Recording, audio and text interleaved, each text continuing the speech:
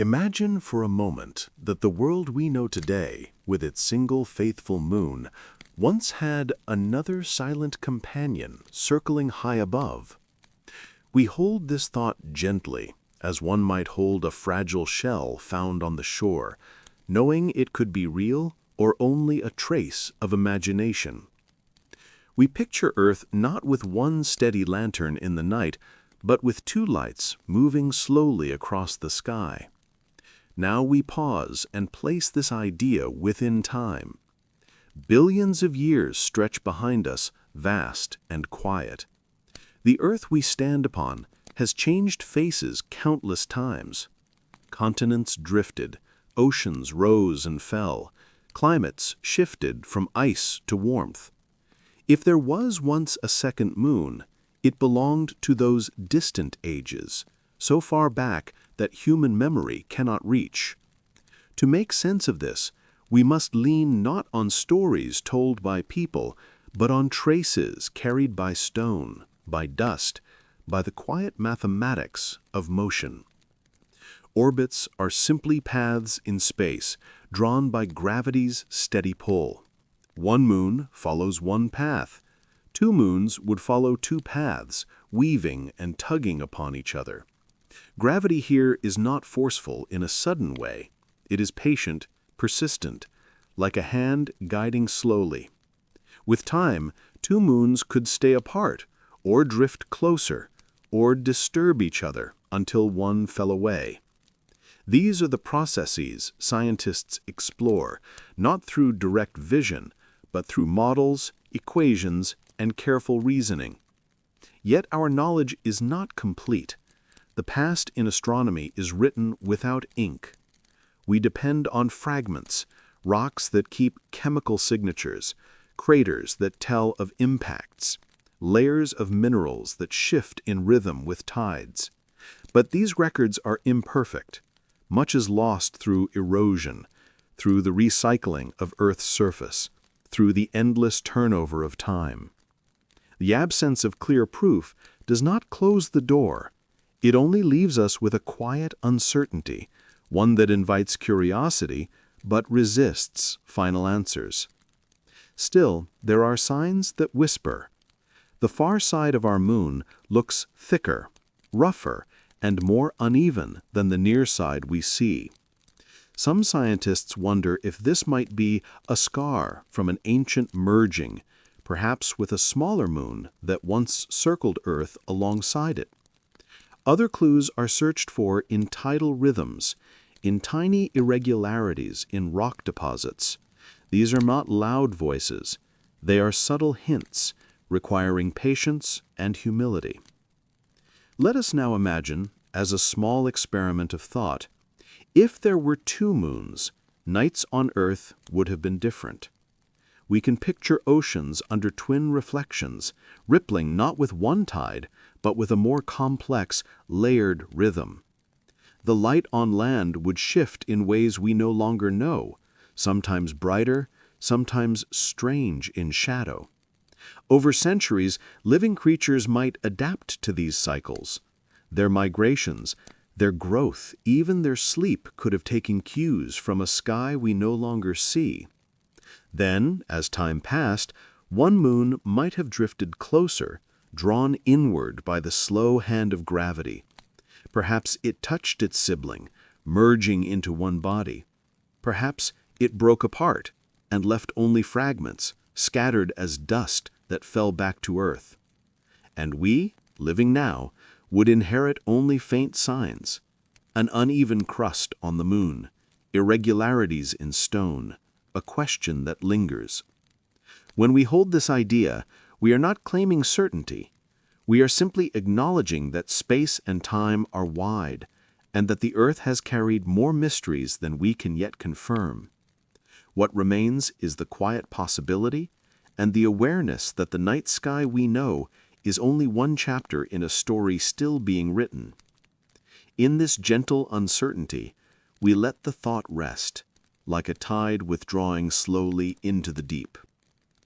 Before we wander too far into the unknown, we may pause with what is familiar, the single moon that has accompanied Earth for as long as we can remember. Its presence is steady, its rhythm slow and constant. It rises, it sets, it pulls the oceans, it shapes the night. For ancient peoples, it was a lantern in the dark, a clock in the sky, a quiet calendar that divided time not into minutes or hours, but in cycles of light and shadow. When we speak of tides, we mean the gentle rising and falling of seas, drawn by the moon's gravity. Gravity here can be thought of as a kind of invisible tether, always pulling, always shaping, though never seen. The pull of the moon moves not just water, but the very crust of Earth itself, in ways too subtle for us to feel, yet written clearly in geological records. This alone makes our moon more than a companion of the night. It is part of the planet's body, guiding its movements from within and without. Now, we can soften our focus and look further back. The moon did not always shine above Earth. It formed, most likely, after a great impact with another body in the young solar system. Out of that collision, molten rock gathered, cooled, and became the sphere we see today. Over billions of years, it drifted outward, away from Earth, a process still continuing at the pace of centimeters each year. We can imagine the moon long ago looming larger in the sky, pulling tides more fiercely, influencing climates and rhythms of life more strongly than it does now. These are not guesses without grounding. They are drawn from the language of stone and from precise measurements.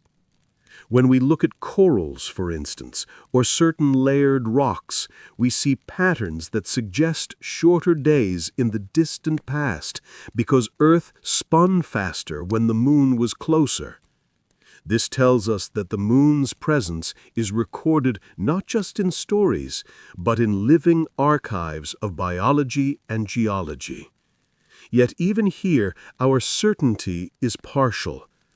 The moon has no air, no oceans, no weather to erase its own memory, so its craters remain. Earth, however, is restless. Its surface is recycled through volcanoes, erosion, and plate movements. Much of the evidence that might have told us more about the moon's early influence has been softened, buried, or erased. So we lean on fragments, on patterns, on the faintest of signals. The absence of more detailed records does not mean absence of events. It only reminds us how careful we must be in piecing together what remains. Let us try a quiet thought experiment. Imagine standing on a shore 3 billion years ago. The moon hangs far larger than we know it now, its glow stronger, its pull on water more insistent.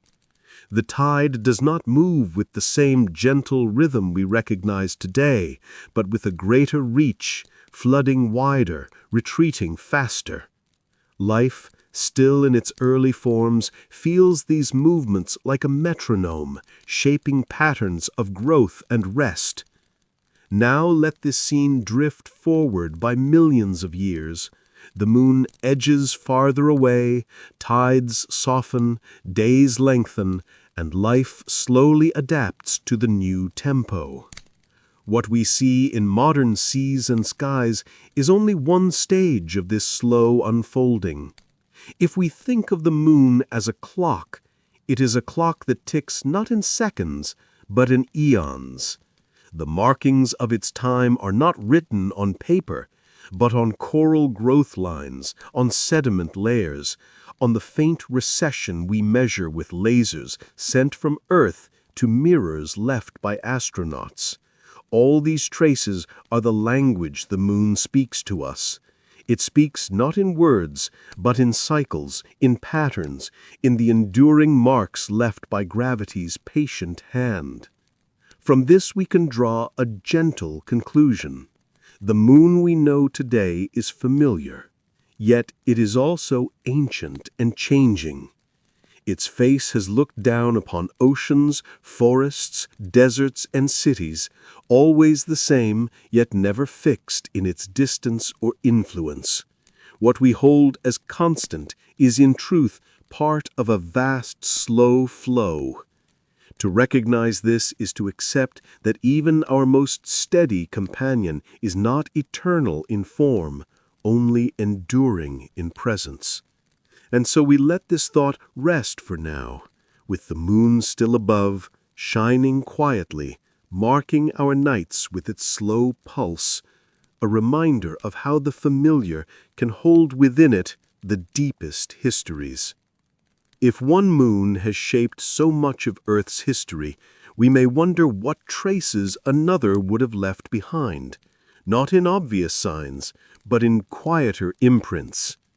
We place ourselves in the vast span of geological time, where layers of stone and sediment serve as slow-moving pages of an archive.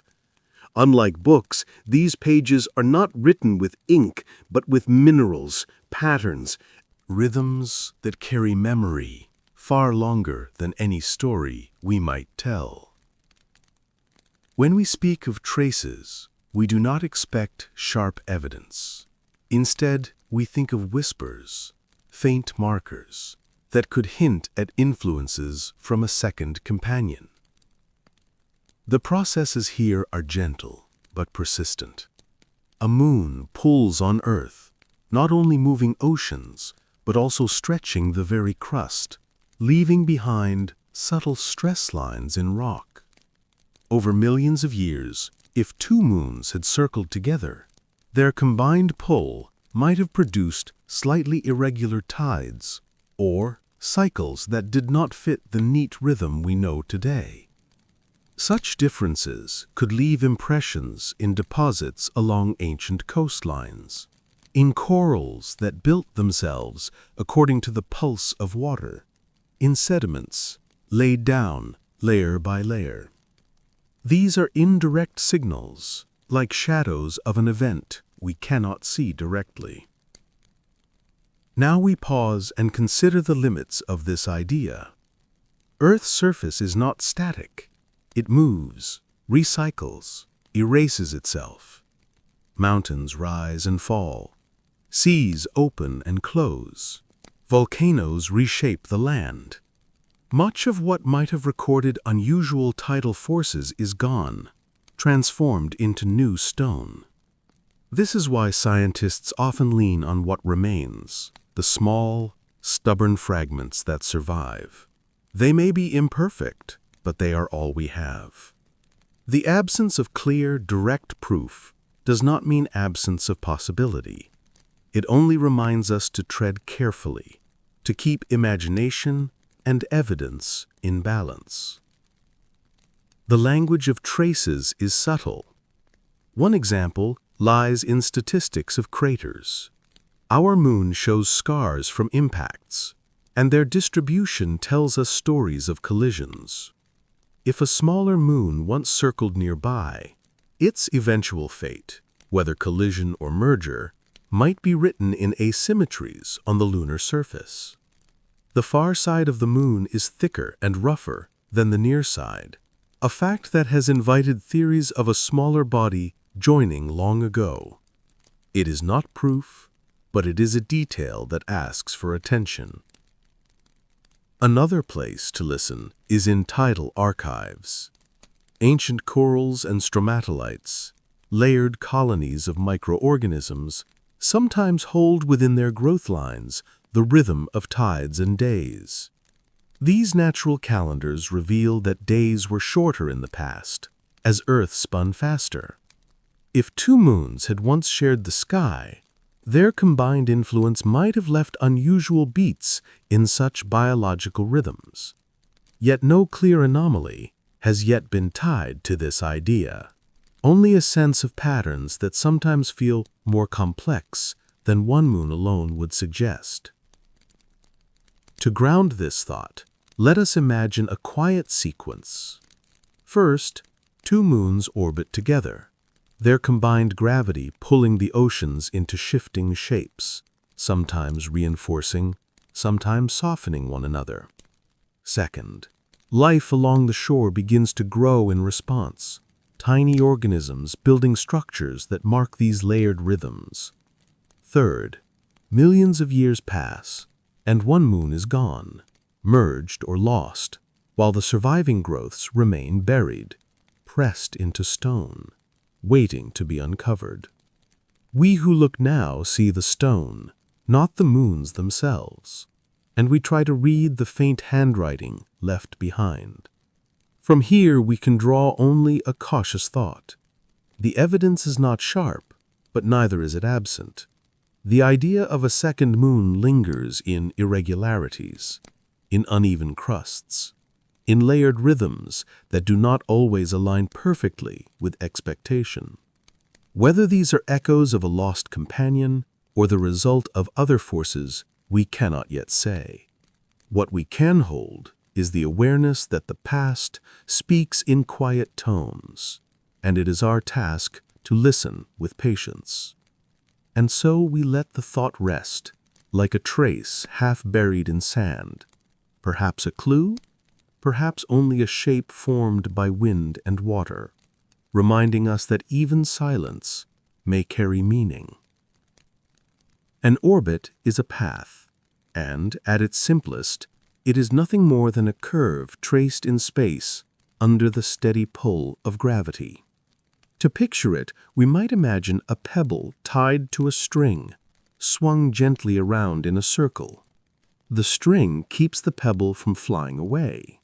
In space, the string is gravity, invisible, but always present. Follows one around the sun.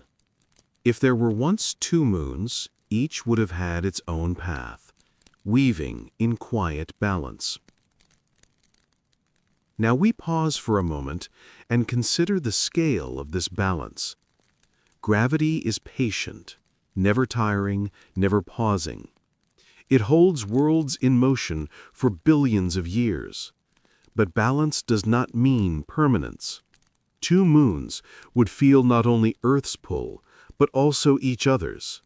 The second moon, if it existed, might have orbited in a place where the tug of the larger moon slowly disturbed it. Over long ages, even tiny nudges can accumulate. A small shift in timing, a slight variation in distance, repeated again and again, can eventually draw two bodies together or push one away. To describe this in simpler terms, we might think of two pendulums swinging side by side. At first, their rhythms are separate, but over time their movements can affect each other, either aligning or interfering, until one loses its steady motion. The same is true for moons. They are not isolated dancers. They move within each other's fields, adjusting, shifting, and sometimes colliding. Our knowledge here is limited because we cannot watch directly what happened billions of years ago. Instead, we rely on models and simulations, simplified recreations that test how two moons might behave. Most of these models suggest instability, that is, difficulty in keeping two moons in balance for very long. But instability does not mean impossibility. It only tells us that if such a system once existed, it may have been temporary, leaving behind traces rather than lasting into the present. These traces could include irregularities in the moon's crust or faint patterns in Earth's tidal history. We cannot point to them with certainty, only observe and suggest. Now let us imagine a quiet sequence to feel how this might unfold. First, two moons circle Earth, each on its path, pulling faintly on one another as well as on the seas below. Second, over thousands or millions of years, one begins to drift closer, its orbit slowly tightening. Third, there comes a point where the smaller moon cannot remain separate. It might spiral inward and merge with its sibling, or drift outward and escape Earth's pull entirely. If a merger occurred, it would not be a sudden crash in the way we think of collisions on Earth. In space, with immense time, such unions can be slower, like two drops of water meeting and joining. The larger moon could carry within it a hidden memory of that merging, perhaps in its thicker far side, or in subtle variations in its structure. If escape was the outcome, then the smaller moon may have wandered off, eventually captured by the sun's gravity or broken apart into fragments, lost to us now. Either way, the orbits that once traced paths around Earth would be gone, leaving us only with one survivor. The challenge lies in recognizing such events in the absence of direct proof. We look for asymmetries, for mismatched layers, for rhythms that do not quite fit. But we also accept that absence of evidence does not settle the question. It only means that what remains is quiet, hidden, perhaps erased by the long patience of time. The language of orbits reminds us that paths in space are not eternal lines. They are agreements between gravity and motion, and like all agreements, they can change. The second moon, if it once existed, may have signed such an agreement only briefly, before drifting away or merging. What we see now is the simpler picture, a single moon, steady in its path. Yet behind that simplicity, there may lie a history of fragile balance, lost companions, and rhythms we no longer see. And so we rest with this thought, knowing that orbits, like stories, may begin, shift, and end, leaving only faint echoes for us to trace much later in the stillness of the present night. Long before telescopes traced the heavens with precision, people lifted their eyes to the night sky and sought meaning in what they saw. For them, the moon was not only a light, but also a guide, a measure of passing time, a companion in both fear and wonder.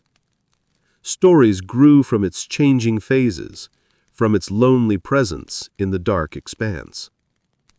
Changing face, myths formed around its cycles, and calendars were carved into bone, stone, and memory. In those ages, the night sky was the only clock large enough to hold the rhythm of seasons and tides. If a second moon once drifted above, even briefly, we may wonder what ancient eyes might have witnessed. Now we pause and place this thought into context. We speak of times when humanity had no written words, only stories told by voices and painted on cave walls. Light in the sky could appear and disappear, and people would have recorded such things not in numbers, but in myths, in legends of twin lights, or of a sky altered for reasons they could not name. Oral traditions are fragile. They change over generations, reshaped by memory and imagination.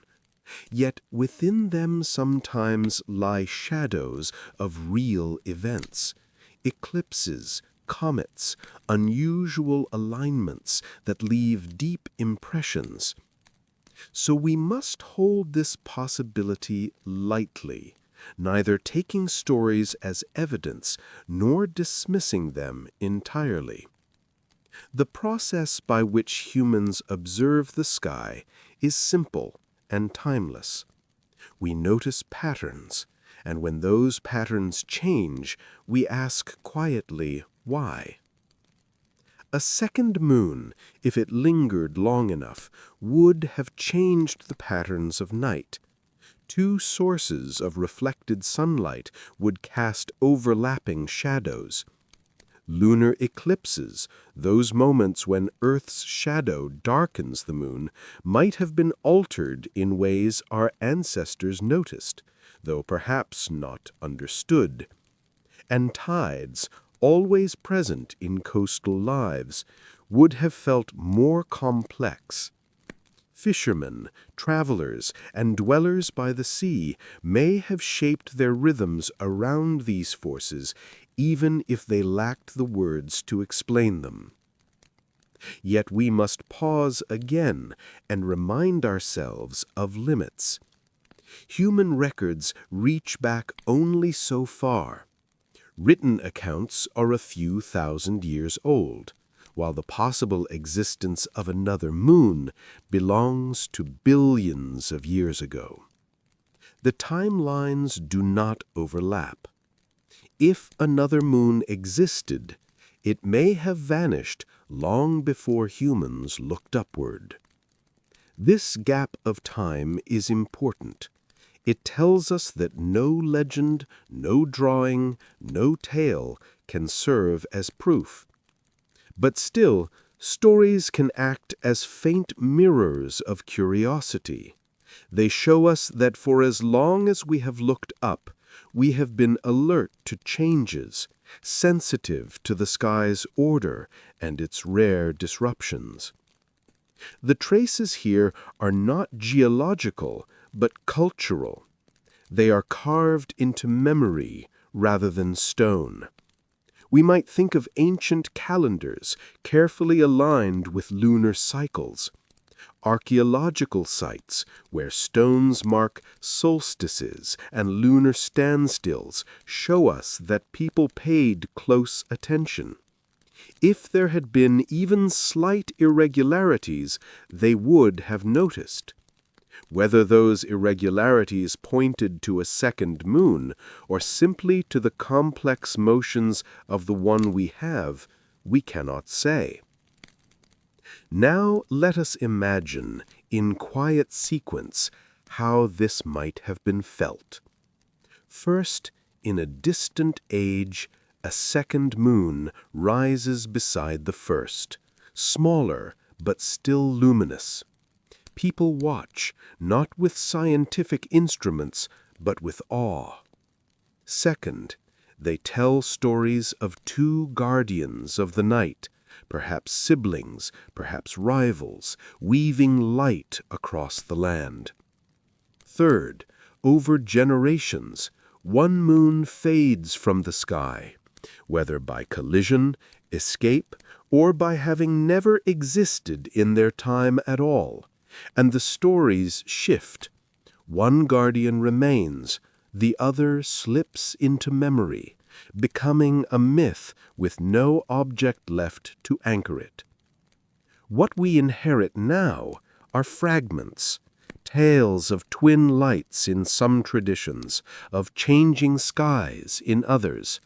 We cannot connect these with certainty to a vanished moon.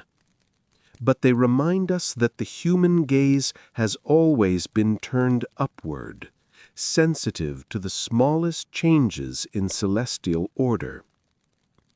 From this gentle reflection, we arrive at a soft conclusion. If another moon was ever visible, it may have vanished long before we arrived to see it. And if it lingered into human time, it may have been translated into story, then reshaped until only fragments remain. We cannot confirm, but neither can we fully dismiss. We simply hold the thought that skies have always been more changeable than they appear, and that our ancestors, like us, lived within rhythms written partly by what shines above. In this awareness we rest, letting the line between myth and science soften, like twilight dissolving into night. Rocks are more than silent matter beneath our feet. They are patient witnesses that keep records of time in layers and textures. If there was ever a second moon circling Earth, perhaps its presence left faint traces within these archives. We may not find direct evidence, no fossilized image of two moons in the sky, but we can listen to the quieter language of stone. Sedimentary rocks, formed from particles settling over ages, often hold rhythmic patterns. These patterns can be shaped by tides, by repeating rises and falls of seas that press and retreat along coasts. A second moon, even if smaller, could have added an extra pulse to these tidal rhythms. Over thousands of years, such cycles may have been written into layers, like repeating notes in a score. Now we pause to remember scale. The Earth is over 4 billion years old. In that span, surfaces are not fixed. They are folded, pushed, worn down, melted, and rebuilt. This means that many of the oldest traces, the ones that might hold whispers of unusual tidal influences, are gone, recycled back into the planet's deeper body. What remains are fragments, younger sections, partial records. So our knowledge is shaped as much by what is missing as by what is present.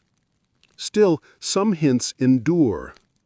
Scientists have examined stromatolites, structures built long ago by colonies of microorganisms.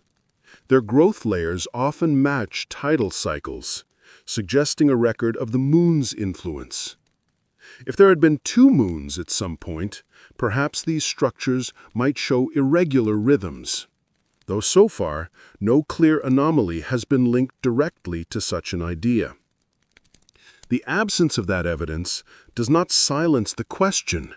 It simply means that if a second moon left marks, they may be hidden too deeply or erased by time. Another language of rocks comes in the form of impact craters. The moon we see now is covered in them, reminders of countless collisions. Some suggest that an additional moon could have left its own mark, perhaps by merging, perhaps by scattering debris. If so, Earth's rocks might carry subtle chemical fingerprints of materials arriving from a different body. We can think of these as faint signatures, isotopes that differ slightly from the usual balance recorded in certain minerals. These too are indirect, requiring careful comparison, always with the awareness that other processes could explain them. Now let us allow ourselves a quiet experiment of thought. First, imagine two moons shaping the tides together. Their combined pull leaves a more complex rhythm, imprinted over centuries in sediments. Second, millions of years pass. One moon disappears, merged or gone, and only the larger remains. The tidal rhythm simplifies, but the earlier layers have already captured the complexity. Third, much later, we uncover these layers, noticing patterns that do not fully match the moon we know. We hesitate, unsure whether the irregularity came from another moon or from shifts in Earth itself. This uncertainty is not failure. It is part of the process of listening to traces. Rocks do not tell us clear stories. They whisper, and we must learn to interpret with patience. Before moving further, let us pause to note a simple truth. Absence of proof is not proof of absence. The rocks may keep some memories forever hidden, or they may, in time, reveal more than we expect. What we hold now is the awareness that the Earth itself, through stone and sediment, is our greatest archive, and that even the faintest irregularities may carry messages from a time when the sky was different. In this awareness we rest, knowing that the story of a possible second moon may not be written in the bold strokes of history, but in the quiet patience of rock, waiting for us to listen. In the quiet expanse of space, collisions are not rare events, but part of the way worlds are shaped. We often imagine impacts as sudden and violent, yet on cosmic scales, they are also creative. Processes of creation, of fragments gathering, merging, and slowly becoming something larger. If Earth once had a second moon, its story may have begun with such a collision. A young Earth was not a settled planet. Billions of years ago it was still forming, struck often by large bodies moving through the solar system. One such impact, vast in scale, is thought to have created the moon we know. From molten debris a sphere took shape, cooled, and began its long orbit. If a second moon existed, it might have been born from the same event, a smaller fragment settling into a path of its own. Now we pause to consider the mechanisms at work. When two bodies meet in space, they do not simply bounce away. Their gravity pulls on each other, and if the speeds are right, fragments stay close, eventually joining into new formations. This process, called accretion, is much like dust gathering in the corner of a room. Small particles clump, then attract more, until something larger emerges. In space, the process is patient, unfolding over millions of years. Earth's moons, real or imagined, could have been products of this slow gathering. But here we also face uncertainty. Much of this history is buried in time, and we have no direct way to see it. Models suggest possibilities. A smaller moon forming alongside the larger, captured by Earth's pull, or coexisting briefly before an inevitable change in balance. Yet models are only tools, not final answers. The absence of a surviving second moon reminds us that even if it once existed, its story ended long before human memory began. The language of traces may help us here. Our moon's far side is thicker and more uneven than the side that faces Earth. Some scientists have suggested this might be the mark of an ancient merger, perhaps a smaller moon colliding slowly with the larger one, spreading material unevenly across its surface.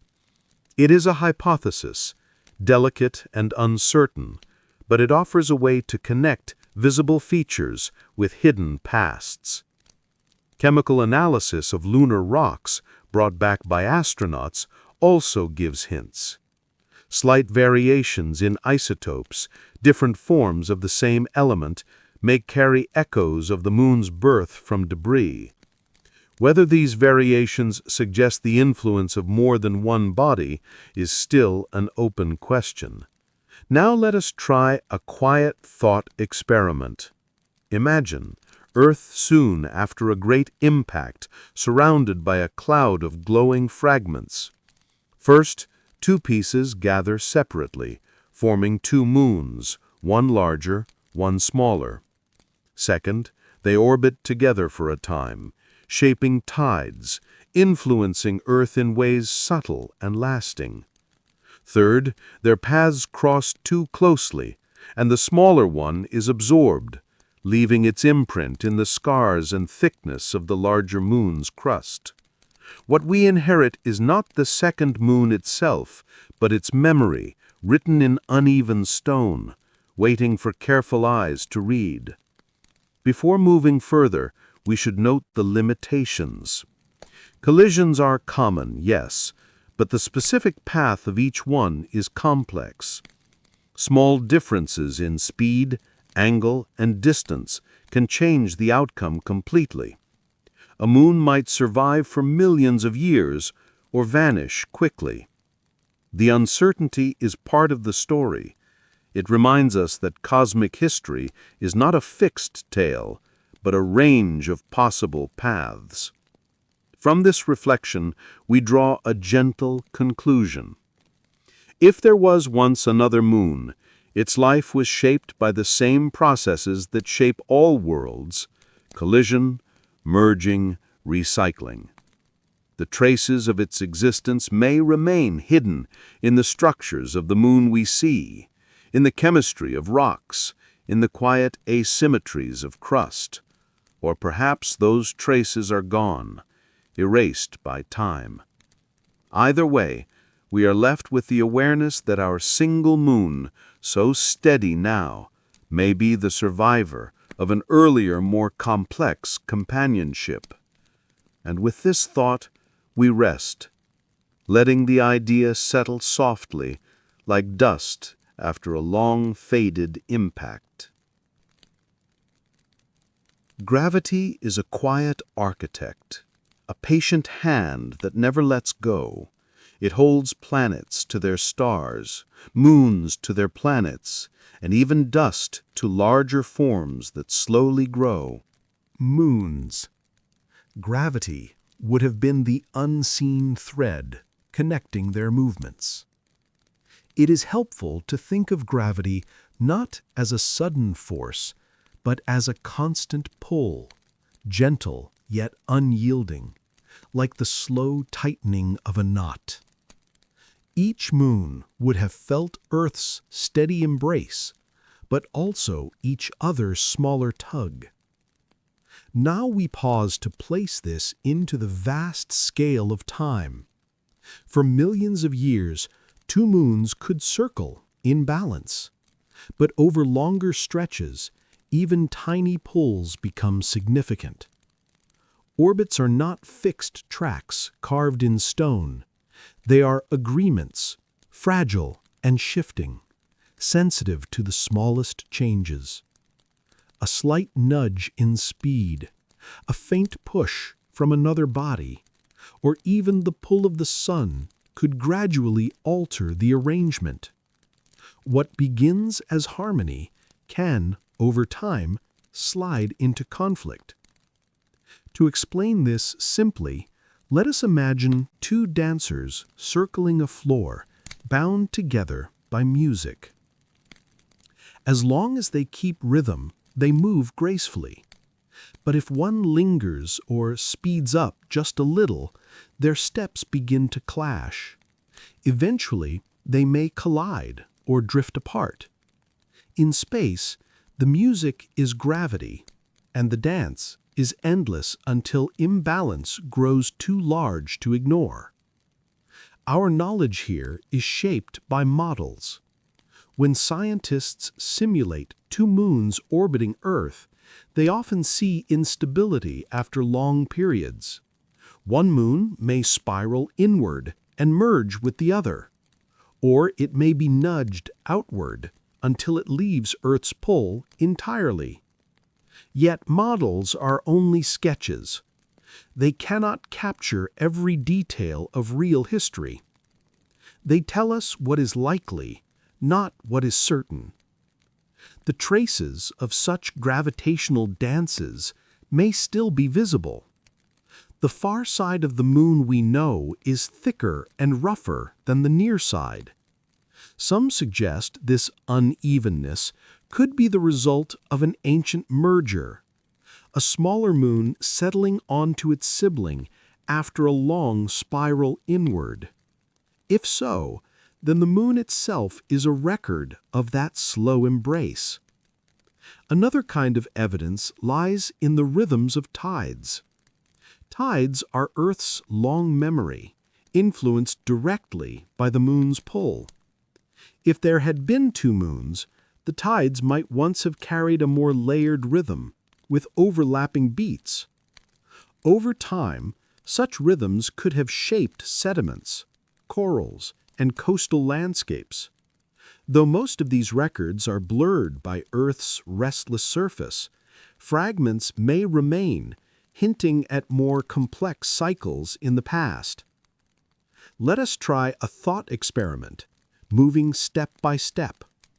First, two moons orbit Earth together, their gravity combining to pull the oceans into shifting patterns. The tides grow more complex, rising higher in some places, falling differently in others. Second, over thousands of years, the smaller moon feels the pull of the larger, its orbit bending closer, little by little. Third, it approaches slowly, not in a sudden crash, but in a gradual drift until it touches and merges, leaving its mark within the crust of the surviving moon. What remains for us is a single companion, but with features that suggest a more complicated past. Now we pause to acknowledge limits. We cannot watch these processes directly. We depend on traces, on asymmetries in the moon's body, on faint geological hints, on the patterns of models that are themselves simplifications. What we hold is possibility, not certainty. Absence of direct proof does not erase the idea. It simply places it in the space between known and unknown.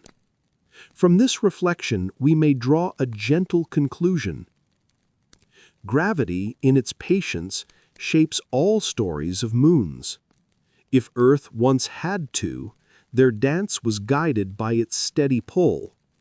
What we see now, a single moon circling quietly, is the outcome of billions of years of slow motion. Yet within that stillness may rest the memory of an older, more complex balance. And so we let this thought rest too, carried along by the same calm pull, drifting in rhythm with the night. Words, but as patterns etched into the crust. Now we pause to place ourselves in scale. The moon has no atmosphere, no wind, no rain. On Earth, erosion softens and erases the memory of impacts, but on the moon, scars remain almost untouched. This makes its surface a kind of archive, preserving collisions across billions of years. Every crater, every basin is a page in that archive. If a smaller moon once circled Earth and eventually merged with the larger, the surface might hold signs of that encounter, not in obvious shapes, but in irregularities. Thicker crust on one side, uneven patterns of basins, subtle differences in composition. The far side of the moon, the one hidden from Earth, is especially intriguing. It is more rugged, its crust thicker, its terrain less smooth. Some researchers have wondered whether this unevenness could be the footprint of a smaller body joining long ago, a slow collision that did not shatter but instead reshaped. The mechanism here is simple in idea, though complex in detail. When two bodies merge, their mass combines, but the energy of impact also spreads material unevenly. If the collision is gentle, one side may thicken, creating long-lasting asymmetry. If it is stronger, basins may form, leaving a different kind of mark.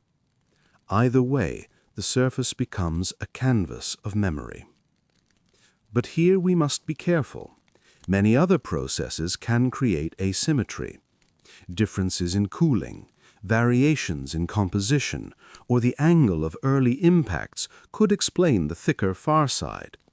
The evidence is suggestive, but not decisive. We cannot say with certainty that the rough far side is the result of a vanished moon. We can only hold it as a possibility, one among several. The language of craters speaks softly, but it can still guide us. By counting craters, scientists estimate ages of surfaces. By studying their distribution, they look for unusual clustering or anomalies. Some features on the moon seem to suggest events more complex than a simple solitary history. These patterns might hint at additional influences, though the signals are faint and open to interpretation. Now let us drift into a thought experiment. Imagine two moons circling Earth, one larger, one smaller. First, the smaller moon slowly spirals inward, pulled by the patient hand of gravity. Second, It touches the larger, not in an explosion, but in a merging, spreading its material unevenly across the surface.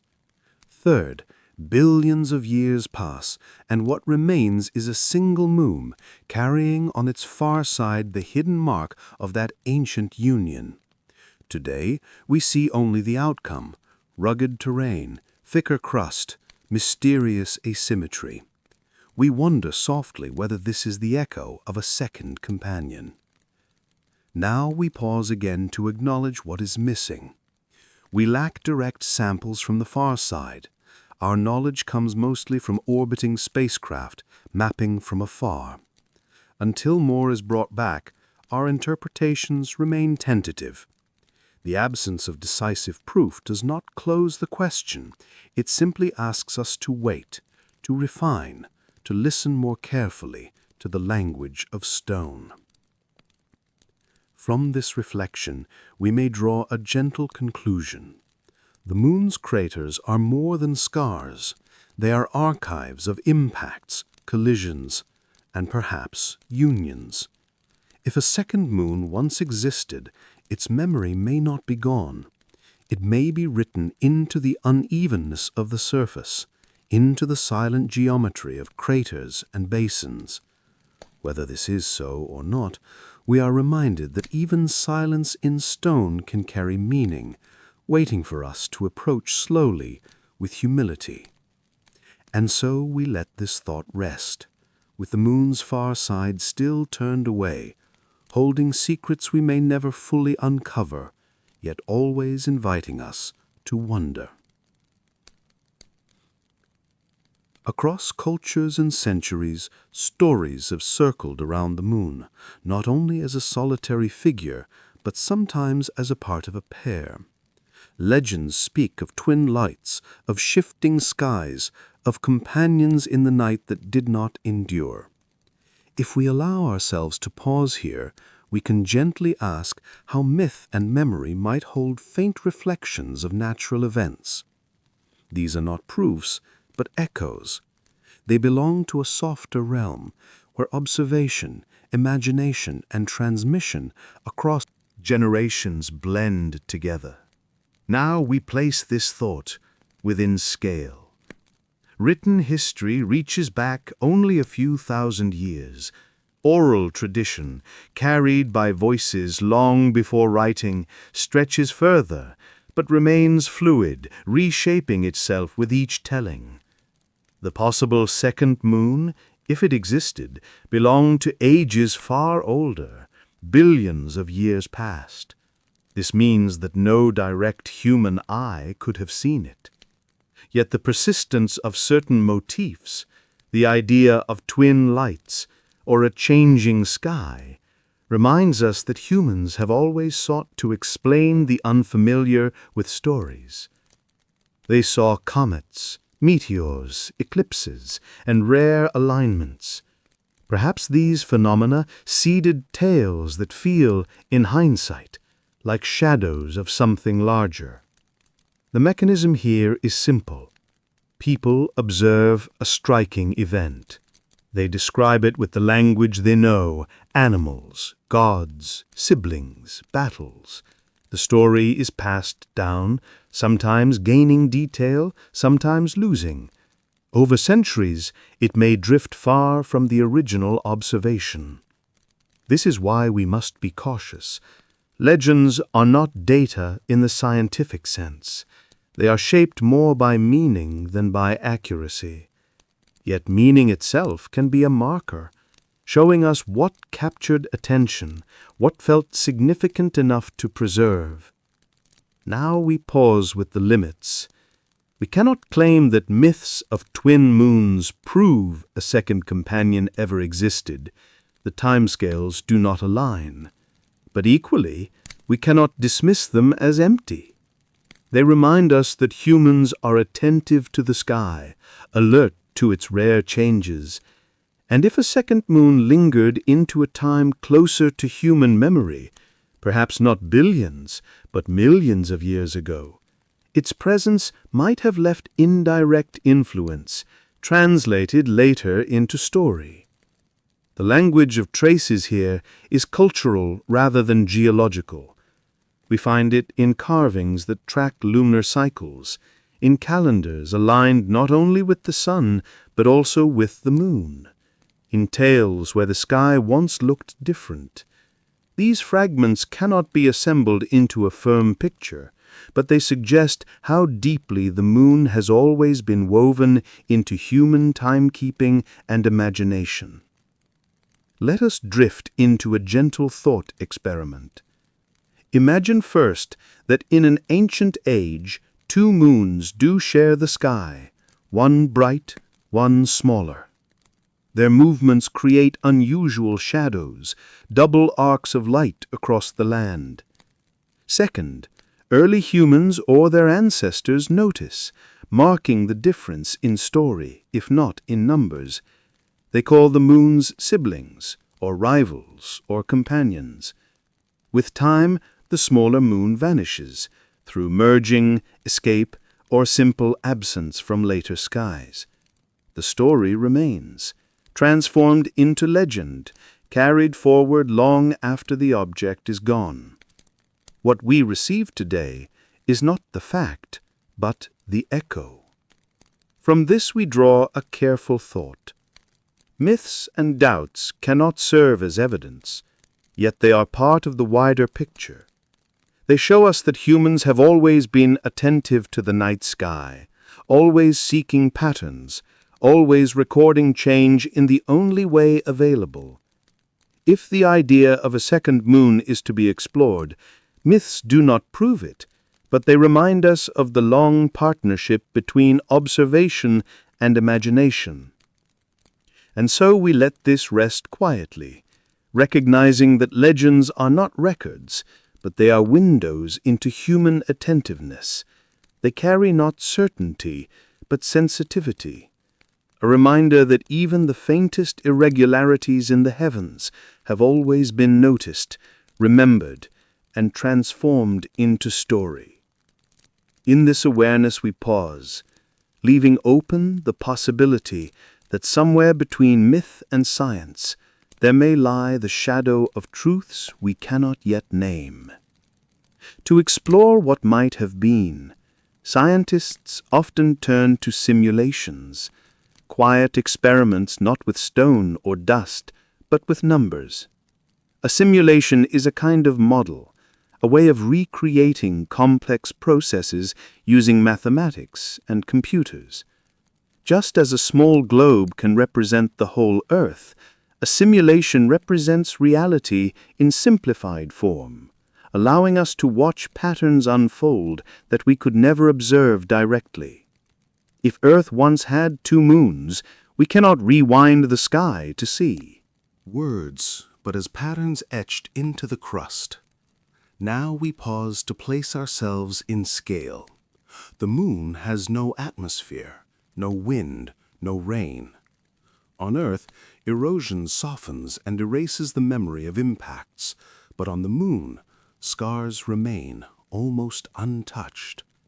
This makes its surface a kind of archive, preserving collisions across billions of years. Every crater, every basin is a page in that archive.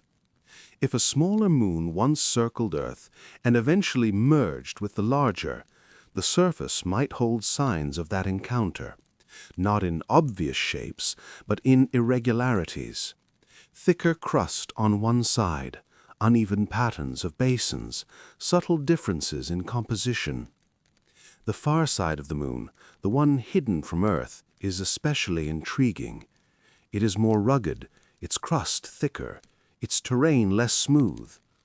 Some researchers have wondered whether this unevenness could be the footprint of a smaller body joining long ago, a slow collision that did not shatter but instead reshaped. The mechanism here is simple in idea, though complex in detail. When two bodies merge, their mass combines, but the energy of impact also spreads material unevenly. If the collision is gentle, one side may thicken, creating long-lasting asymmetry. If it is stronger, basins may form, leaving a different kind of mark. Either way, the surface becomes a canvas of memory. But here we must be careful. Many other processes can create asymmetry. Differences in cooling, variations in composition, or the angle of early impacts could explain the thicker far side. The evidence is suggestive, but not decisive. We cannot say with certainty that the rough far side is the result of a vanished moon. We can only hold it as a possibility, one among several. The language of craters speaks softly, but it can still guide us. By counting craters, scientists estimate ages of surfaces. By studying their distribution, they look for unusual clustering or anomalies. Some features on the Moon seem to suggest events more complex than a simple solitary history. These patterns might hint at additional influences, though the signals are faint and open to interpretation. Now let us drift into a thought experiment. Imagine two moons circling Earth, one larger, one smaller. First, the smaller moon slowly spirals inward, pulled by the patient hand of gravity. Second, it touches the larger, not in an explosion, but in a merging, spreading its material unevenly across the surface. Third, billions of years pass, and what remains is a single moon, carrying on its far side the hidden mark of that ancient union. Today, we see only the outcome: rugged terrain, thicker crust, mysterious asymmetry. We wonder softly whether this is the echo of a second companion. Now we pause again to acknowledge what is missing. We lack direct samples from the far side. Our knowledge comes mostly from orbiting spacecraft, mapping from afar. Until more is brought back, our interpretations remain tentative. The absence of decisive proof does not close the question. It simply asks us to wait, to refine, to listen more carefully to the language of stone. From this reflection, we may draw a gentle conclusion. The Moon's craters are more than scars. They are archives of impacts, collisions, and perhaps unions. If a second moon once existed, its memory may not be gone. It may be written into the unevenness of the surface, into the silent geometry of craters and basins. Whether this is so or not, we are reminded that even silence in stone can carry meaning, waiting for us to approach slowly with humility. And so we let this thought rest, with the moon's far side still turned away, holding secrets we may never fully uncover, yet always inviting us to wonder. Across cultures and centuries, stories have circled around the moon, not only as a solitary figure, but sometimes as a part of a pair. Legends speak of twin lights, of shifting skies, of companions in the night that did not endure. If we allow ourselves to pause here, we can gently ask how myth and memory might hold faint reflections of natural events. These are not proofs, but echoes. They belong to a softer realm, where observation, imagination, and transmission across Sea and microscopic shells layered in mud all keep fragments of tidal rhythm. These natural archives act like clocks, though their hands move slowly, recording the beat of water against shore. The mechanism is simple to imagine. The moon pulls water toward it, creating a bulge. As Earth rotates, that bulge moves around the planet, creating high and low tides. With two moons, the pull would be more complex. At times, the moons might align, their pulls combining, creating higher tides than usual. At other times, they would oppose one another, softening the tide. The result would not be a steady beat, but a layered rhythm, like two instruments playing together, sometimes in harmony, sometimes in contrast. If such rhythms endured for ages, they could be written into stone. Yet here we face limitations. Earth's surface is restless. Sediments are buried, compressed, lifted, and worn away. What remains is incomplete, blurred by time. We can find signs of ancient tidal patterns in certain rocks, but the record is patchy. The absence of clear evidence does not mean the rhythms never existed. It means the record has gaps, as all records do. Now we may gently turn to the language of traces. Growth lines in ancient corals sometimes reveal the length of days long ago. They show that Earth's rotation has slowed, that days were shorter in the deep past, a result of the moon's pull. If two moons had once shaped tides, perhaps their combined influence would have left irregularities in such biological calendars. So far, we have not found decisive signs, but the possibility lingers in the quiet irregularities of layered growth. Sedimentary rocks, too, may hold tidal signals. Thin bands of silt laid down in repeating cycles reflect the rhythm of water. Where the cycles look more complex, we wonder whether additional forces were at play.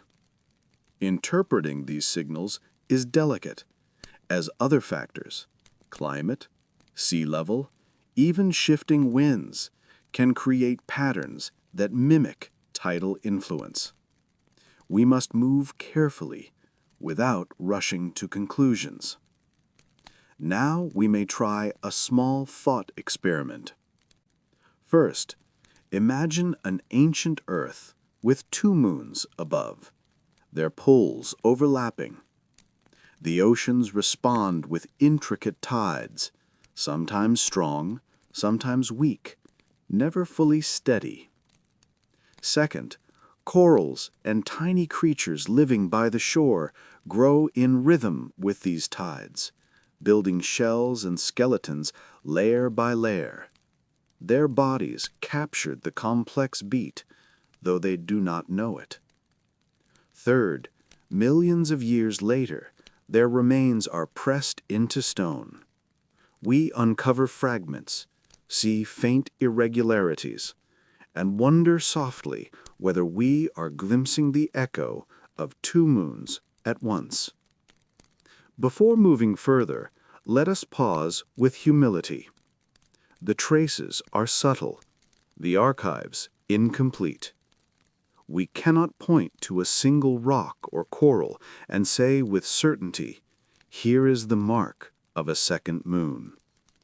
What we can do is listen for patterns, compare them, and accept that some questions may remain open, waiting for more evidence.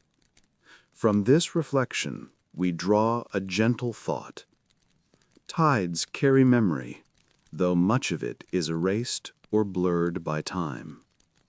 If Earth once had two moons, their combined pull may have left whispers in the long rhythm of oceans.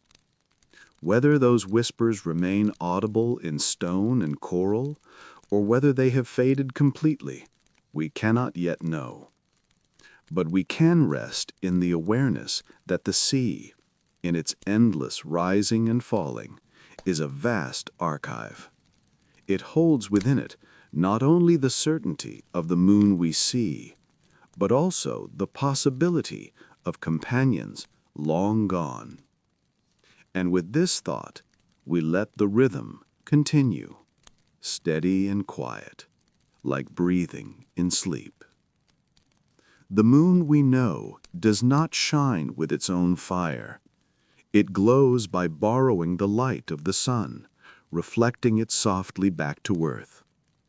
Every phase we see, crescent, half, full, is only a change in the way sunlight touches its surface and returns to us.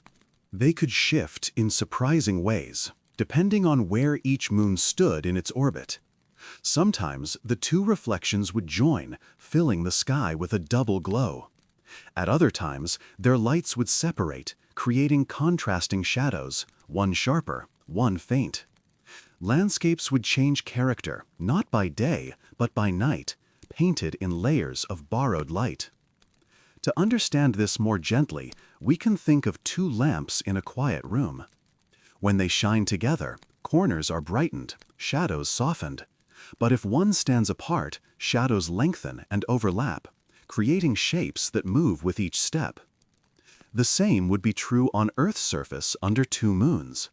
The balance of brightness and darkness would shift constantly, offering not one familiar rhythm, but many. Now let us pause to recognize the limits of what we know. We cannot say that Earth ever had such a sky. The idea of twin reflections is a thought experiment, a way of exploring how light and shadow might have carried different patterns. No direct traces of such light remain, for light does not fossilize. It does not carve itself into stone. But perhaps the memory of more complex nights could linger indirectly, in the rhythms of life that followed it. Many animals use moonlight to guide their movements, migrations, spawning, foraging. With two moons, these rhythms might have been layered, sometimes amplified, sometimes muted. Over long ages, such cycles could leave faint echoes in the evolution of behaviors, though these too would be hard to separate from countless other influences. The language of traces here is subtle. It may rest in ancient shorelines where creatures moved with tides and light, or in fossils of organisms whose patterns of growth suggest unusual timing. We cannot point to any one marker and claim it as the signature of a second moon. But the thought reminds us that borrowed light is not only a matter of physics, it is also part of the environment, shaping life, shaping perception, shaping memory. Let us imagine, step by step, a quiet scene. First, two moons rise together. One casts a silver path across the sea, the other a paler band beside it. Fishermen, if they had lived then, might have watched twin reflections on the water, moving like ribbons in the tide. Second, the moons drift apart, one setting early, the other lingering. Shadows shift, some doubling, some dissolving. Third, nights follow in endless variety, sometimes bright as dawn, sometimes softly complex, until the smaller moon is gone, leaving behind the single glow we know. What remains today is the simplicity of one reflection, yet even this single light continues to guide, to comfort, to inspire. Before moving further, we may pause once more. Light is fleeting, and it leaves no direct fossil. The skies of the past are gone, except for the traces carried in rocks, in rhythms, in myths. The absence of evidence for twin reflections does not erase the possibility. It only reminds us that some stories of the sky may be lost entirely, known only to the stones and waters that once lay beneath them. From this reflection, we draw a soft conclusion. Borrowed light shapes the world not only through tides and shadows, but also through the imagination of those who gaze upward. If Earth once had two moons, their combined glow might have offered nights of layered beauty, landscapes woven with double strands of light. Whether or not this ever was, we are left with the awareness that even one moon, steady and familiar, is itself a wonder, an endless partner in the quiet rhythm of light and dark. And so we rest with this thought, letting the image of twin reflections fade slowly, like light on water, dissolving back into night. When we look outward across the solar system, we notice that Earth's single, large moon is something of an exception. Many planets have companions, but their stories are different. Mars, for example, has two small moons, Phobos and Deimos. They are not grand spheres like ours, but irregular, lumpy bodies, more like captured asteroids than worlds. Jupiter and Saturn, farther away, each host dozens of moons, some larger than Mercury, some no bigger than mountains. Uranus and Neptune, too, keep collections of companions, circling in complex patterns. Against this background, Earth, with only one, stands apart, almost lonely in comparison. Now we pause and consider what this means in scale. Planetary systems are shaped not by one rule, but by many. Some moons are captured, pulled in by gravity as wandering objects pass too close. Others are formed from collisions, when fragments gather into orbit. Still others may condense alongside their planet during formation. This variety shows us that having more than one moon is not unusual. If anything, it is more common than solitude. That makes the idea of Earth once having two less surprising. It places it within a wider pattern, part of a family of possibilities. The mechanism of capture is simple in thought. A wandering rock approaches a planet. If conditions are right, speed, angle, distance, the planet's gravity pulls it into orbit rather than letting it pass by. But conditions must be precise. Often, the rock simply continues on its way, or falls inward and collides. For Mars, the outcome was capture, leaving two small moons in unstable orbits. For Earth, perhaps something similar once happened, though no such companion remains today. The absence is not proof of impossibility. It is only the current state of things. We may now pause with the limits of knowledge. We cannot trace every fragment of rock that ever passed near Earth. We cannot reconstruct every collision, every failed capture. We work instead with what is left: the moon we see, the craters that mark it, the models that test possibilities. What we know of other planets broadens our sense of what could have been here, but it does not fix the past. It only reminds us that Earth's single moon is not the only way such systems can form. The language of traces here comes from comparison. By studying other planets, we learn the range of outcomes. Mars shows us how small moons can be fragile, doomed eventually to crash or drift away. Jupiter's many moons show us how systems can be stable in variety, with large and small companions coexisting for billions of years. Saturn, with its intricate collection, reminds us that fragments, rings, and moons can all belong to the same evolving story. These patterns suggest that Earth, too, could have supported more than one, even if only for a time. Let us try a thought experiment. First, imagine Earth in its younger days, with one large moon born from a collision, and a smaller captured body joining it. Second, the two moons orbit together, shaping tides in layered rhythms, reflecting sunlight in twin patterns, adding complexity to Earth's environment. Third, after millions of years, the smaller moon either merges with the larger, leaving subtle marks in crust and thickness, or escapes, its orbit disturbed until it drifts away into the sun's domain. What remains is one moon, steady and singular, though once it may have shared the sky. Before we move further, let us note a simple truth.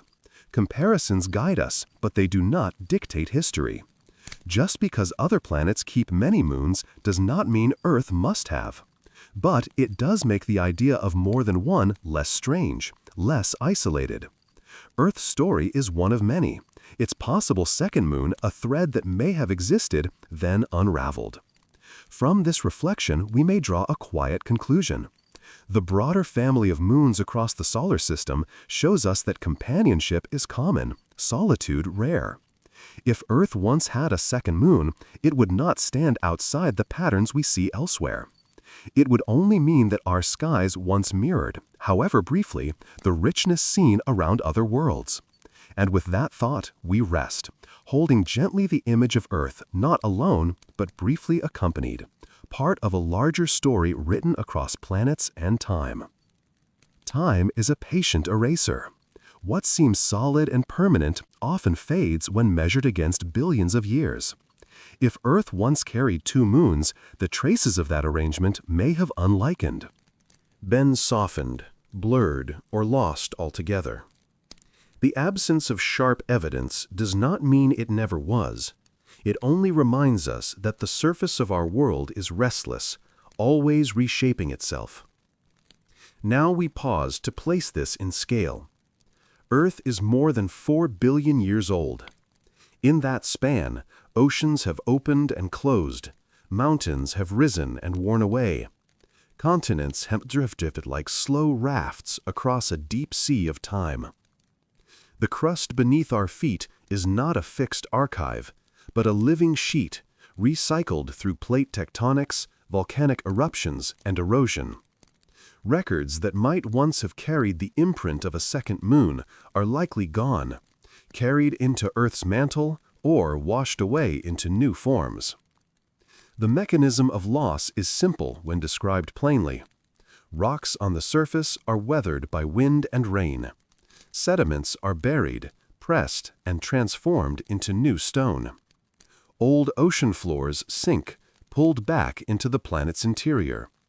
What once was visible disappears, leaving only fragments or echoes. On the Moon, without air or water, craters remain for eons. On Earth, scars fade. This difference shapes how much we can learn. We rely more on lunar surfaces, less on terrestrial ones. Now we may pause and recognize the limits. We cannot demand from Earth a full record of its past companions. Much has been erased. What remains are indirect hints. Irregularities in the Moon's crust, anomalies in tidal records, chemical traces in certain rocks. These are not proofs, but quiet markers. The absence of clearer evidence is not surprising. It is the expected result of time's long work. The language of traces is written in fragments. Some sediments show rhythms of tides. Some minerals carry isotopic patterns, variations in atoms that reflect early conditions. Yet each piece is incomplete. Scientists must compare them carefully, weighing whether unusual signals are the result of a lost moon or of other processes entirely. The careful pace of such work reminds us of the humility required in studying deep time. Let us imagine, gently, a sequence. First, 2 moons orbit Earth together, shaping tides, leaving layered rhythms in coastal deposits. Second, 1 moon vanishes, by merging or drifting away, while Earth continues its restless cycles of erosion and renewal. Third, millions of years pass, and the deposits that once held the story are subducted into the planet's mantle, melted and remade. Today we search, but the clear traces are gone, erased by the very processes that sustain Earth's life. Before moving further, let us note that erasure is itself part of the story. The silence in the record is not meaningless. It tells us that Earth is not a static archive, but a dynamic system. The lack of direct evidence is exactly what we would expect from such a system, even if the event once happened. This softens our approach, reminding us not to confuse silence with certainty. From this reflection, we may draw a gentle conclusion. The fragility of evidence does not close the question of a second moon. It simply frames it within the reality of time, of erosion, of recycling. What survives is faint, scattered, open to interpretation. What is gone may never return. Yet the very act of searching connects us to the long memory of stone and tide, to the patience of a planet always remaking itself. And so we let this thought rest, aware that certainty may not come, but that even in absence there is meaning. Silence can speak if we learn to listen slowly. One idea, soft and cautious, is that if a second moon once circled Earth, it did not simply vanish into the void, but instead become part of the one we see now. Rather than a sudden violent crash, some researchers imagine a slow merging, a joining that left its mark not in obvious fragments, but in the very shape and thickness of the lunar crust. Now we pause and place this thought into context. The Moon, as it exists today, shows us 2 different faces. The side turned toward Earth is smoother, marked by wide dark plains called Maria, once seas of lava. The far side, always hidden from us, is rougher and thicker, with more craters and higher ground. Asymmetry is striking. Why one side is so different from the other remains an open question. One suggestion is that a smaller moon, once orbiting Earth, gradually spiraled closer to its larger sibling. Instead of shattering it, the encounter may have been gentle in cosmic terms, like two drops of clay pressed together until they became one. The far side, receiving the brunt of the smaller moon's material, thickened and hardened. The mechanism can be pictured simply. Gravity slowly pulls two orbiting bodies toward each other. If their speeds and angles are not extreme, the collision does not scatter, but accumulates. Material spreads unevenly, layering more on one side than the other. Over time, it cools and sets, creating a permanent difference. What we see now may be the quiet fossil of that union. But we must pause with caution. There are other possible explanations. The uneven heating of the young moon, differences in how lava flowed, or variations in early impacts could all create asymmetry. The merger idea is one possibility among several. It is not proven, and the absence of clear chemical signatures makes it difficult to confirm. Still, the far side's unusual thickness remains a puzzle, and the idea of an ancient union fits that puzzle in a way worth considering. The language of traces here is geological. We look to the thickness of crust, the spread of basins, the differences in volcanic activity. We study lunar rocks returned by astronauts, analyzing isotopes to see whether they suggest more than one source. So far, results are intriguing but inconclusive. The silence of stone does not settle the matter. It only leaves us with space for possibility. Let us now drift into a thought experiment. First, imagine Earth with two moons, the larger shining bright, the smaller circling nearby, faint but present. Second, as ages pass, the smaller moon's orbit slowly shrinks, its path bending closer until it finally touches the larger. Not a shattering impact, but a long, slow joining, material spreading like a blanket across the far side. Third, billions of years later, we stand on Earth and look up. One moon remains, but hidden in its crust is the story of a lost companion, remembered not in fragments, but in asymmetry. Before moving further, let us pause again. We cannot return to those moments. We cannot watch the slow drift or the merging. What we have are models, comparisons, and rocks to study. These give us patterns to consider, but not certainty. The absence of decisive proof does not erase the idea. It simply places it in the realm of cautious speculation. From this reflection, we may draw a quiet conclusion. The far side of the moon may carry the memory of a smaller companion, or it may not. The marks are real, but their meaning is still debated.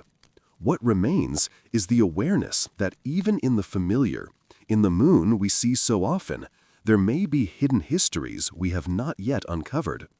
And so we let this thought rest, holding gently the possibility that our one moon might be more than it seems, perhaps not a solitary body, but the patient survivor of an ancient, unrecorded union.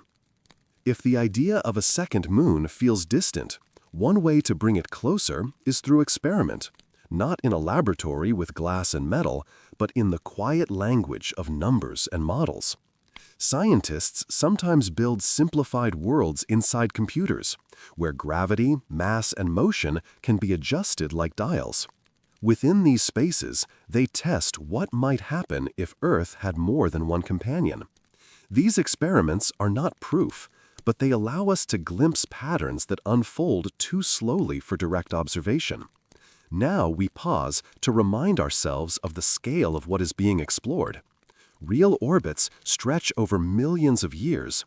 A moon's slow drift outward, measured in centimeters each year, is barely noticeable in a human lifetime, but across geological ages it becomes immense. Simulations compress this time, letting us watch entire histories unfold within hours. They show us possibilities, not certainties, but possibilities can still be meaningful. In many of these models, two moons do not remain in balance for long.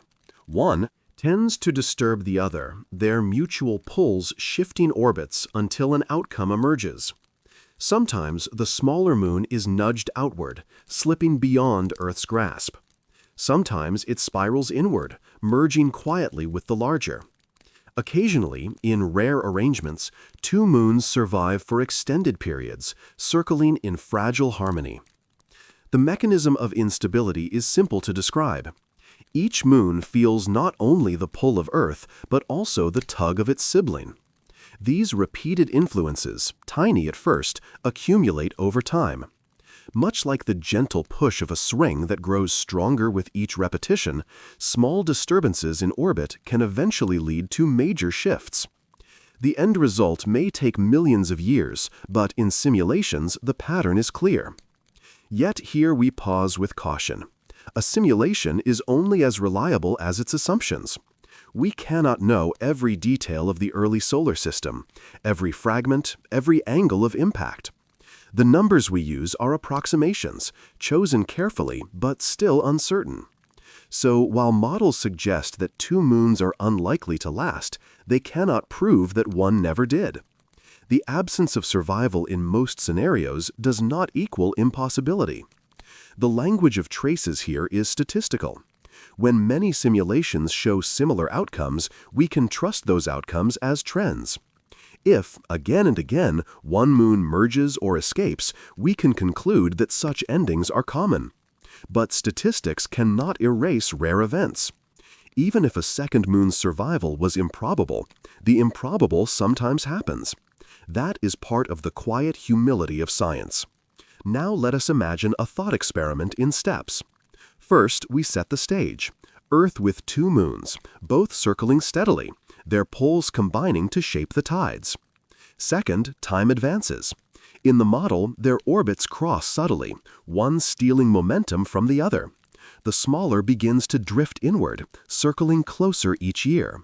Third, after ages of slow approach, it touches the larger, not in a violent shattering, but in a merging. Material spreads across one hemisphere, leaving the thickened far side we see today. Or, perhaps in another run of the model, the smaller moon escapes, wandering off to become a faint, forgotten fragment orbiting the Sun. Each path is possible. Each ends with one moon above Earth, but the story of how differs. Before moving further, let us note the limitation once again. Models are like sketches, not portraits. They guide imagination, but they do not capture every detail of the real. What happened in truth may not match exactly what is seen in simulation. But the models help us understand fragility, the way balance in space is delicate, the way companionship can be temporary. From this reflection, we may draw a gentle conclusion. If Earth once had two moons, their relationship was likely unstable, a dance that could not last. Whether they merged, parted, or dissolved into fragments, the outcome we inherit is one familiar face in the night. The possibility of more lingers, not as proof but as probability, carried forward in numbers and models that echo patterns across time. And so we rest with this thought, allowing the imagined orbits to fade, leaving us again with the quiet certainty of one moon above, and the quieter uncertainty of what may once have been. If Earth once held two moons, their presence would not only have shaped tides and light, but also the very balance of Earth itself. The spin of our planet, its tilt, and the slow rhythm of its wobble are all touched by the pull of the moon. With two companions, even briefly, those rhythms may have been more complex, their traces perhaps still hidden in the long archives of time. Now we pause and remind ourselves of scale. Earth spins on its axis once each day, tilted slightly, not upright. This tilt gives us seasons, bringing warmth and cold in a steady cycle. But the tilt is not fixed. It shifts slowly, swaying back and forth across tens of thousands of years. This slow sway, called precession, is influenced by the gravity of the moon and the sun. Like a spinning top that leans and wobbles, Earth moves in rhythms set by its companions in space. The mechanism is simple to picture. The moon pulls on Earth's bulge, the slight swelling at the equator. This pull resists the wobble of Earth's tilt, keeping it more stable than it would otherwise be. Without the moon, scientists suggest, Earth's tilt might wander wildly, perhaps even tumbling over time. With the moon, the tilt is steadier, the climate more stable, life given a more gentle background in which to grow. But what if there were two moons? Now we may pause to imagine. A second moon would add its own pull, sometimes reinforcing the stability, sometimes adding new wobbles. The balance of Earth's rotation could have been more intricate, shaped by the combined tug of two companions. Whether that made Earth more stable or less is uncertain. Models suggest that two moons might create competing rhythms, complicating the long cycles of tilt and wobble. Yet these effects would unfold over immense spans, far beyond what we could see directly. The language of traces here is hidden in Earth's climate archives. Ice cores, layered sediments, and fossil records carry signs of long climate rhythms, tied to changes in Earth's tilt and orbit. These rhythms, known as Milankovitch cycles, explain patterns of ice ages and warm periods. If a second moon once influenced Earth's tilt, its presence might be faintly reflected in irregularities within these cycles. So far, no clear anomaly points directly to such an influence. But the absence of proof does not erase the possibility. It may be that any signals were erased by the long recycling of Earth's surface, or that they are buried too deeply for us to find. Let us try a quiet thought experiment. First, imagine Earth with two moons, their poles combining in subtle ways. The tilt of Earth shifts in patterns slightly different from those we know, bringing longer winters in some epochs, gentler summers in others. Second, life adapts, plants and animals adjusting slowly to climates shaped by these rhythms. Third, time passes. One moon vanishes, and the tilt settles into a new, simpler pattern. The ancient cycles remain hidden in stone and ice, but their marks are blurred by later changes. We, much later, study the traces, sensing irregularities but never fully sure of their cause.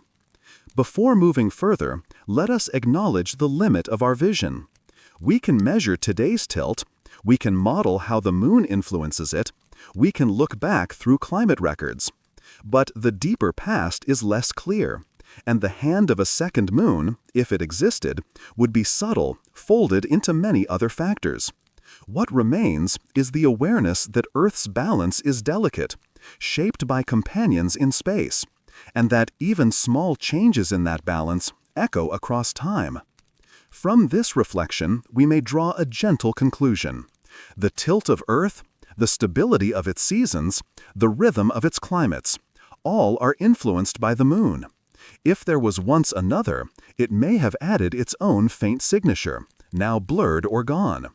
We cannot know for certain, but the thought itself reminds us how deeply our planet is connected to its companions, how the quiet pull of gravity writes itself not only in tides and rocks, but in the very stability of life's stage.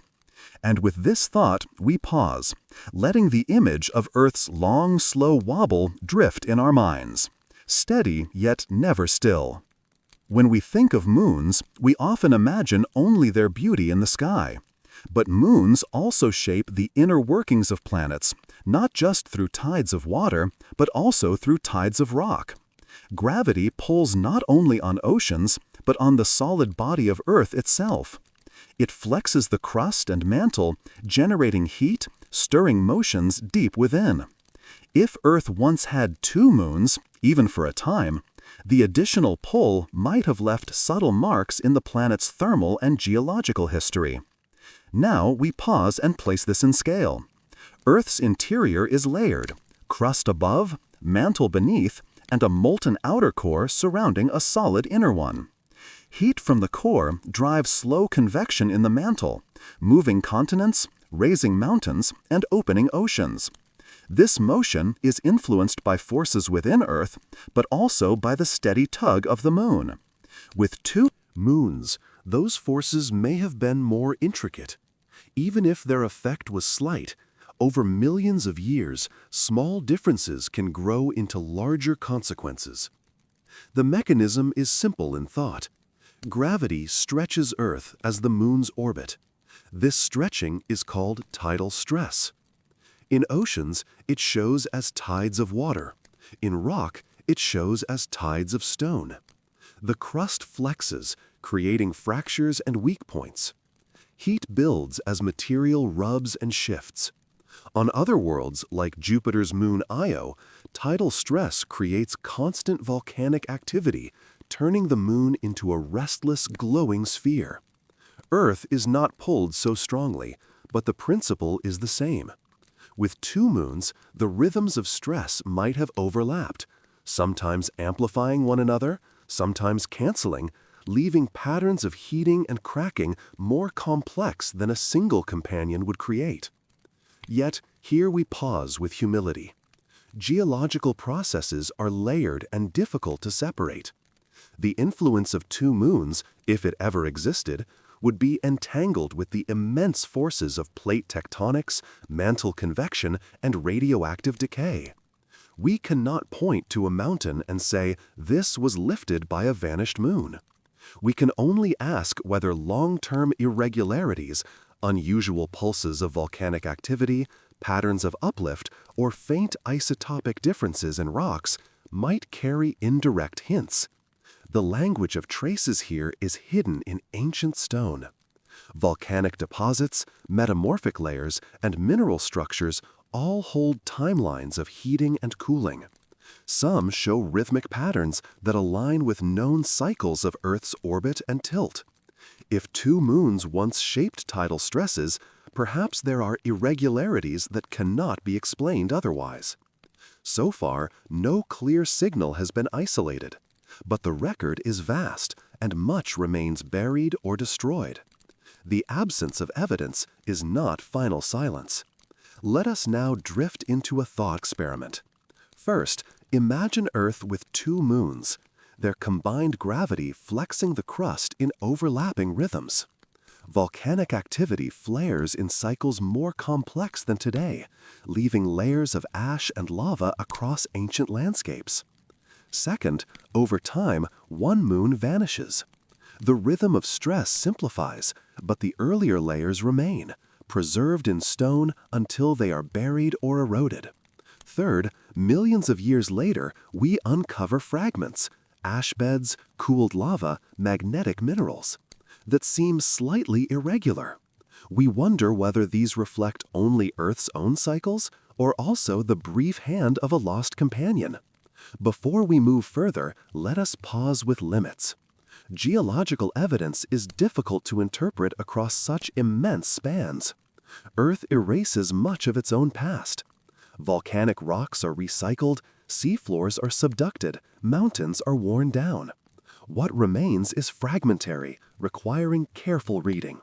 We may never know if two moons left their mark. Still, the possibility adds depth to our sense of connection between sky and stone. From this reflection, we may draw a quiet conclusion. Earth's interior breathes with its own heat, but gravity from the outside shapes it too. If there was once another moon, its influence might be written faintly into the crust, in cycles of stress now blurred by time. We cannot be sure, but the thought reminds us that the bond between Earth and its companions reaches deeper than tides and light. It touches the very bones of the planet in ways we may never fully untangle. And with this awareness, let us rest, allowing the image of two moons pulling softly on Earth, like distant hands shaping a world in silence.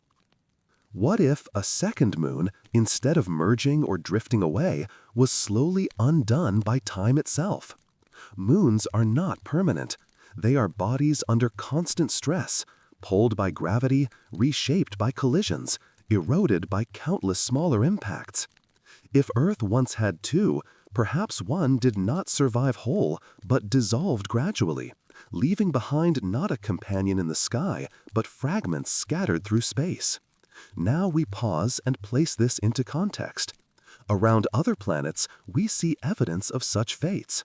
Saturn's rings are thought to be the remains of a shattered moon, torn apart by gravity and spread thin into bright bands.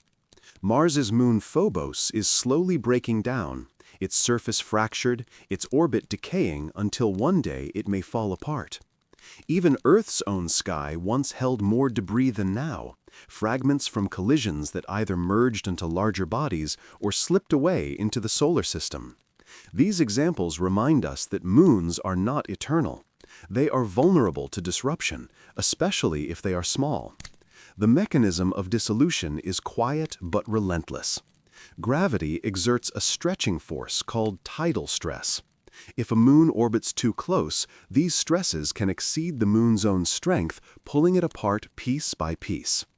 Over time, the fragments spread along its orbit, forming a stream of debris.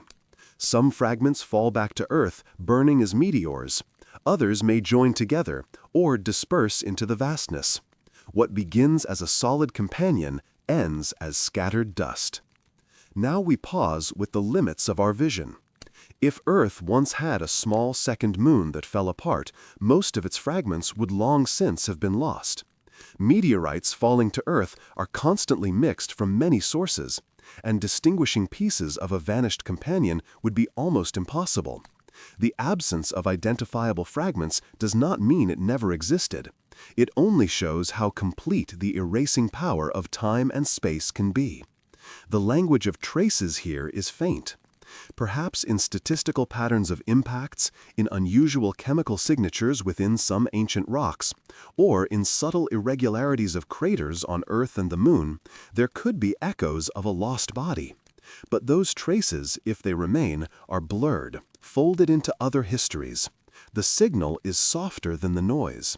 Let us now drift into a thought experiment. First, imagine Earth with two moons.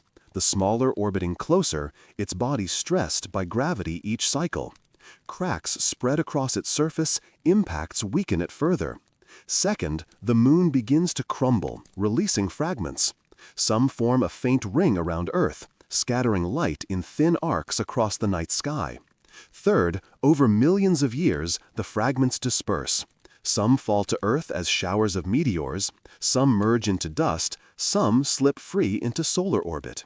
What remains is absence, a companion reduced to memory, carried in scattered grains.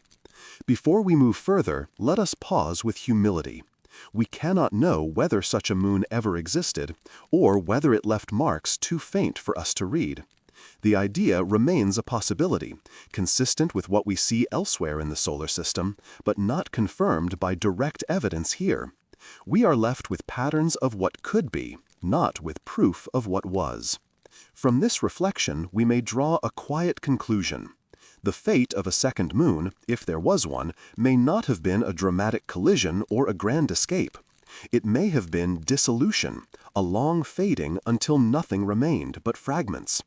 Those fragments, now long gone, would leave us only with the thought that even moons, so solid and constant to our eyes, are fragile in cosmic time. And with this thought we rest, allowing the image of a broken companion, scattered and silent, to dissolve slowly in our minds, like dust returning to the dark. What if the traces of a vanished moon are not gone entirely, but instead wander far from Earth, hidden among countless other fragments that circle the Sun? In our solar system, between Mars and Jupiter, lies the asteroid belt, a broad band of rocky bodies. Beyond Neptune stretch the icy Kuiper objects, and scattered throughout are countless smaller remnants, silent travelers carrying their own quiet histories. It is not impossible to imagine that pieces of a lost lunar companion could now drift among them, their origin disguised, their presence unnoticed. Now we pause to set the scale. The solar system is vast, and the number of small bodies within it is enormous. Asteroids number in the millions. Many are only a few kilometers across, others larger, shaped like broken worlds. Most are thought to be leftovers from the early days of formation, fragments that never coalesced into planets. But some may be pieces torn from others. Larger bodies by collisions scattered into space. Earth itself has sent fragments outward after impacts. The Moon has done the same. Meteorites that reach Earth sometimes carry signatures of Martian or lunar origin. If a second moon once existed, its fragments too could have joined this exchange. The mechanism is simple. A smaller moon, destabilized by gravitational pulls, collides with the larger or breaks apart. Some of its debris falls toward Earth, burning in the atmosphere. Some may merge with the surviving moon. But other pieces, flung outward at the right speeds, escape into solar orbit. Once free, they join the population of asteroids, indistinguishable from countless others. Over time, they are darkened by radiation, reshaped by collisions, scattered by the pull of planets. What began as part of a moon becomes an anonymous traveler. Yet here we must pause with caution. Identifying such fragments is almost impossible. We can study the chemistry of meteorites, looking at isotopes, at ratios of oxygen or titanium that act as fingerprints of origin. Lunar meteorites show a pattern distinct from Martian or earthly ones. If fragments of a vanished moon existed, they too would carry a distinct pattern. But without samples in hand, and without knowing what to look for, we cannot separate them from the wider population. The absence of recognition is not proof of absence. It is only a limit of our tools. The language of traces here lies in comparison. By studying asteroids, by mapping their families and compositions, scientists can sometimes identify where they came from. Some groups of asteroids can be traced back to a single larger body that broke apart. If a lunar fragment family existed, it might one day be recognized as unusual.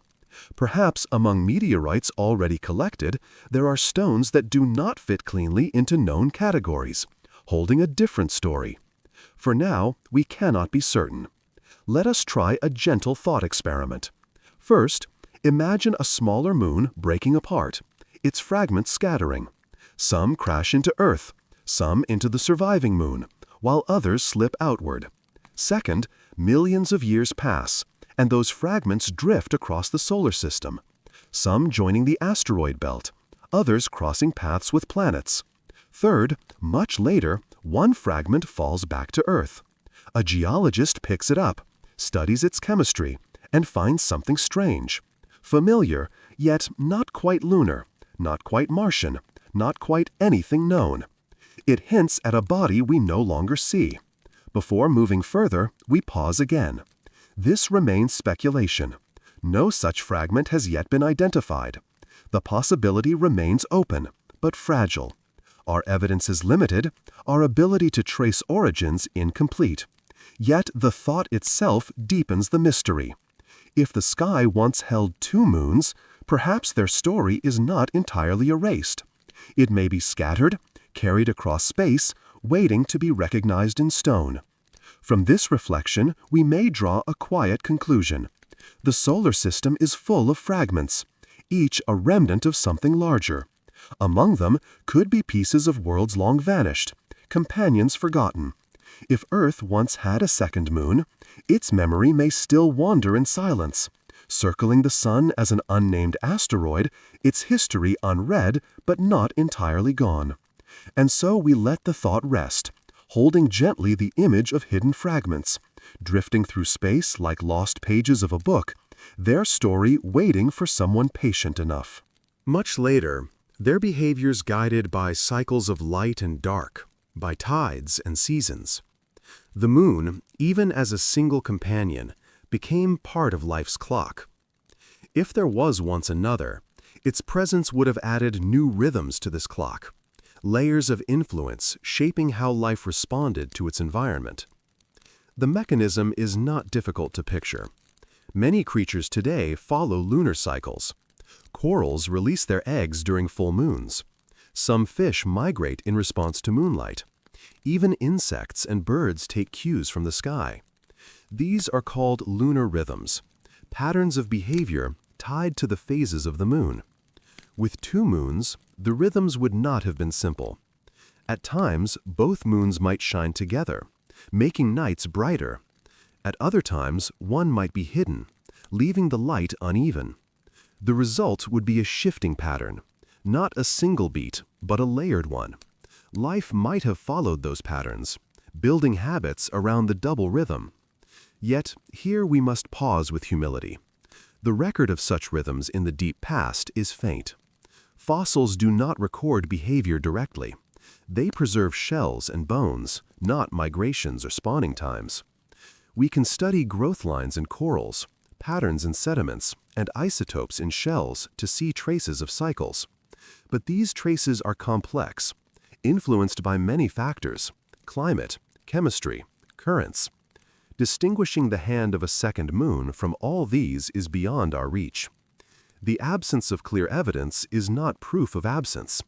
It only means that if such influence existed, it was folded into layers we can no longer untangle. The language of traces here is subtle. In layered sediments, we sometimes see repeating patterns that reflect tides.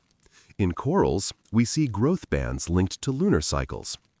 If a second moon existed, perhaps it left irregularities, slight shifts in rhythm, layers that do not align cleanly. But so far, the record is too incomplete to say. Still, the thought itself opens a door. Let us try a thought experiment. First, picture two moons circling Earth, one large and bright, the other smaller, dimmer, but still visible. Their combined light makes some nights nearly luminous, others softly uneven. Second, early life near the shore responds. Primitive organisms release spores or eggs in layered cycles, some tied to the larger moon, some to the smaller. Over time, these patterns leave traces in sediments, though faint and irregular. Third, one moon vanishes. Life slowly adjusts, settling into the simpler rhythm of one. The earlier signals fade, leaving behind only blurred hints in stone. Before moving further, let us note the limits of such imagining. Behavior does not fossilize well, and the archives we rely on are incomplete. What influence a second moon may have had is hidden behind the veil of deep time. What we can say is that the moon we see now is deeply woven into life, and if another once joined it, then its presence too would have been felt. From this reflection, we may draw a quiet conclusion. The living world responds to light and tide, to cycles that repeat across the sky. A second moon, if it ever existed, would have added its own signature to those cycles, shaping patterns we can only guess at now. The absence of clear traces leaves the story open, uncertain, yet still worth holding gently in thought. And with this awareness, we pause, letting the image of ancient shores under twin moons drift softly, like a memory we cannot confirm but can still imagine. Stories of the sky are among the oldest things humans have carried. Before writing, before maps, there were patterns of stars, rhythms of the sun, and the soft glow of the moon. We shaped myths from them, not as science, but as a way to explain what we saw and felt. If Earth once had two moons, it is natural to wonder whether echoes of that vision might linger in the oldest myths, like faint voices passed down through time. Now we pause to set the frame. Myths are not records in the strict sense. They are woven from imagination, from culture, from observation, and from memory. They change as they travel, shifting shape with each telling. Yet, sometimes myths preserve fragments of real events, volcanic eruptions, floods, comets, eclipses, that were so striking they etched themselves into collective memory. If two moons once shone in Earth's sky, perhaps the image of twin lights or the drama of one disappearing left faint traces in stories told around fires long ago. The mechanism of memory is layered. A striking event is first described literally. With retelling, it takes symbolic form. Over generations, it becomes myth.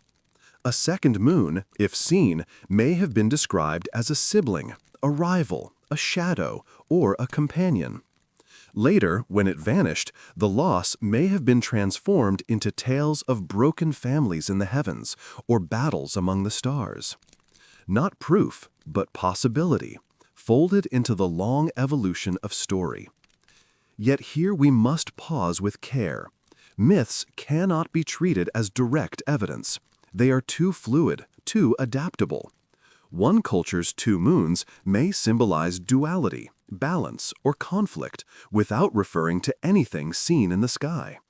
Another's may simply be invention. We must not claim too much. What we can do is notice patterns, the recurrence of motifs across distant traditions, and ask gently whether they may hint at something once observed. The language of traces here is symbolic. Across the world, we find stories of twin lights, sky siblings, rival brothers, or moons that once were two and then became one. Some indigenous traditions speak of a second moon destroyed in the past. Others imagine a hidden moon, seen only in special times. These stories do not prove, but they whisper. They remind us that ancient observers looked at the same sky we do, and their interpretations, though not scientific, may carry fragments of older realities. Let us now imagine a thought experiment. First, picture early humans gazing upward, noticing two moons, one larger, bright and steady, one smaller, faint but present. Their stories begin simply. There are two lights. Second, generations pass. The smaller moon fades or vanishes. The loss is noticed, and the story changes. One sibling swallowed, one surviving. The myth grows into poetry, into ritual, into song.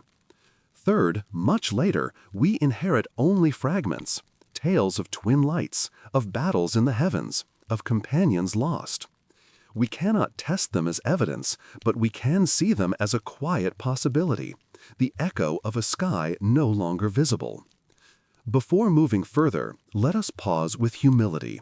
Myth is not science, and we must not confuse the two. But it is a kind of archive, different from stone or ice, carried in memory rather than matter. Its value is not in proof, but in perspective.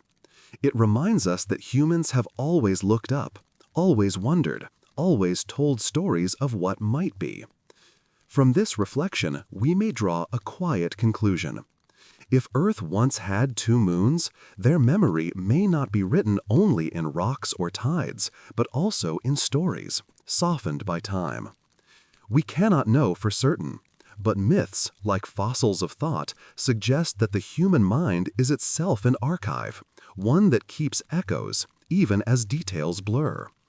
And with this thought, we rest, letting the image of ancient storytellers under twin lights drift gently, like voices fading into the night. A calm and interesting voice reading a scientific topic for sleep. Creating alternating patterns of brightness and darkness, of strong and weak tides. The result may have been calendars more layered, or rituals tied not to one cycle but to several. The mechanism is easy to picture. One moon waxes full, while the other wanes. Nights are lit not evenly, but in alternating pulses. People watching the sky might count by one moon, then adjust for the other, creating a more intricate rhythm of time. Perhaps a cycle of cycles, a calendar with an added beat. Over long spans, these patterns might have inspired rituals tied to the twin lights, shaping not just agriculture or travel, but culture itself. Yet we must pause with caution. Archaeological traces of early calendars are difficult to interpret. Ancient carvings, bones marked with notches, stones aligned with the sky, all these speak of timekeeping, but not always clearly. The presence of two moons cannot be proven through them. At best, we might notice irregularities, patterns that do not fit a single lunar cycle.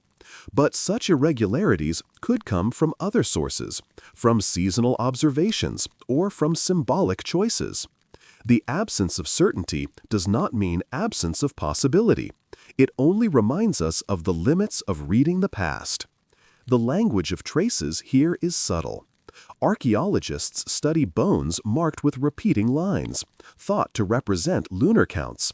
Some show regular patterns, others irregular. Stone monuments aligned with celestial events hint at careful tracking of cycles. If two moons once influenced these records, their traces might be hidden in patterns we have not yet fully understood, or perhaps in symbols misread as something else. The idea remains possible but unproven, open but delicate.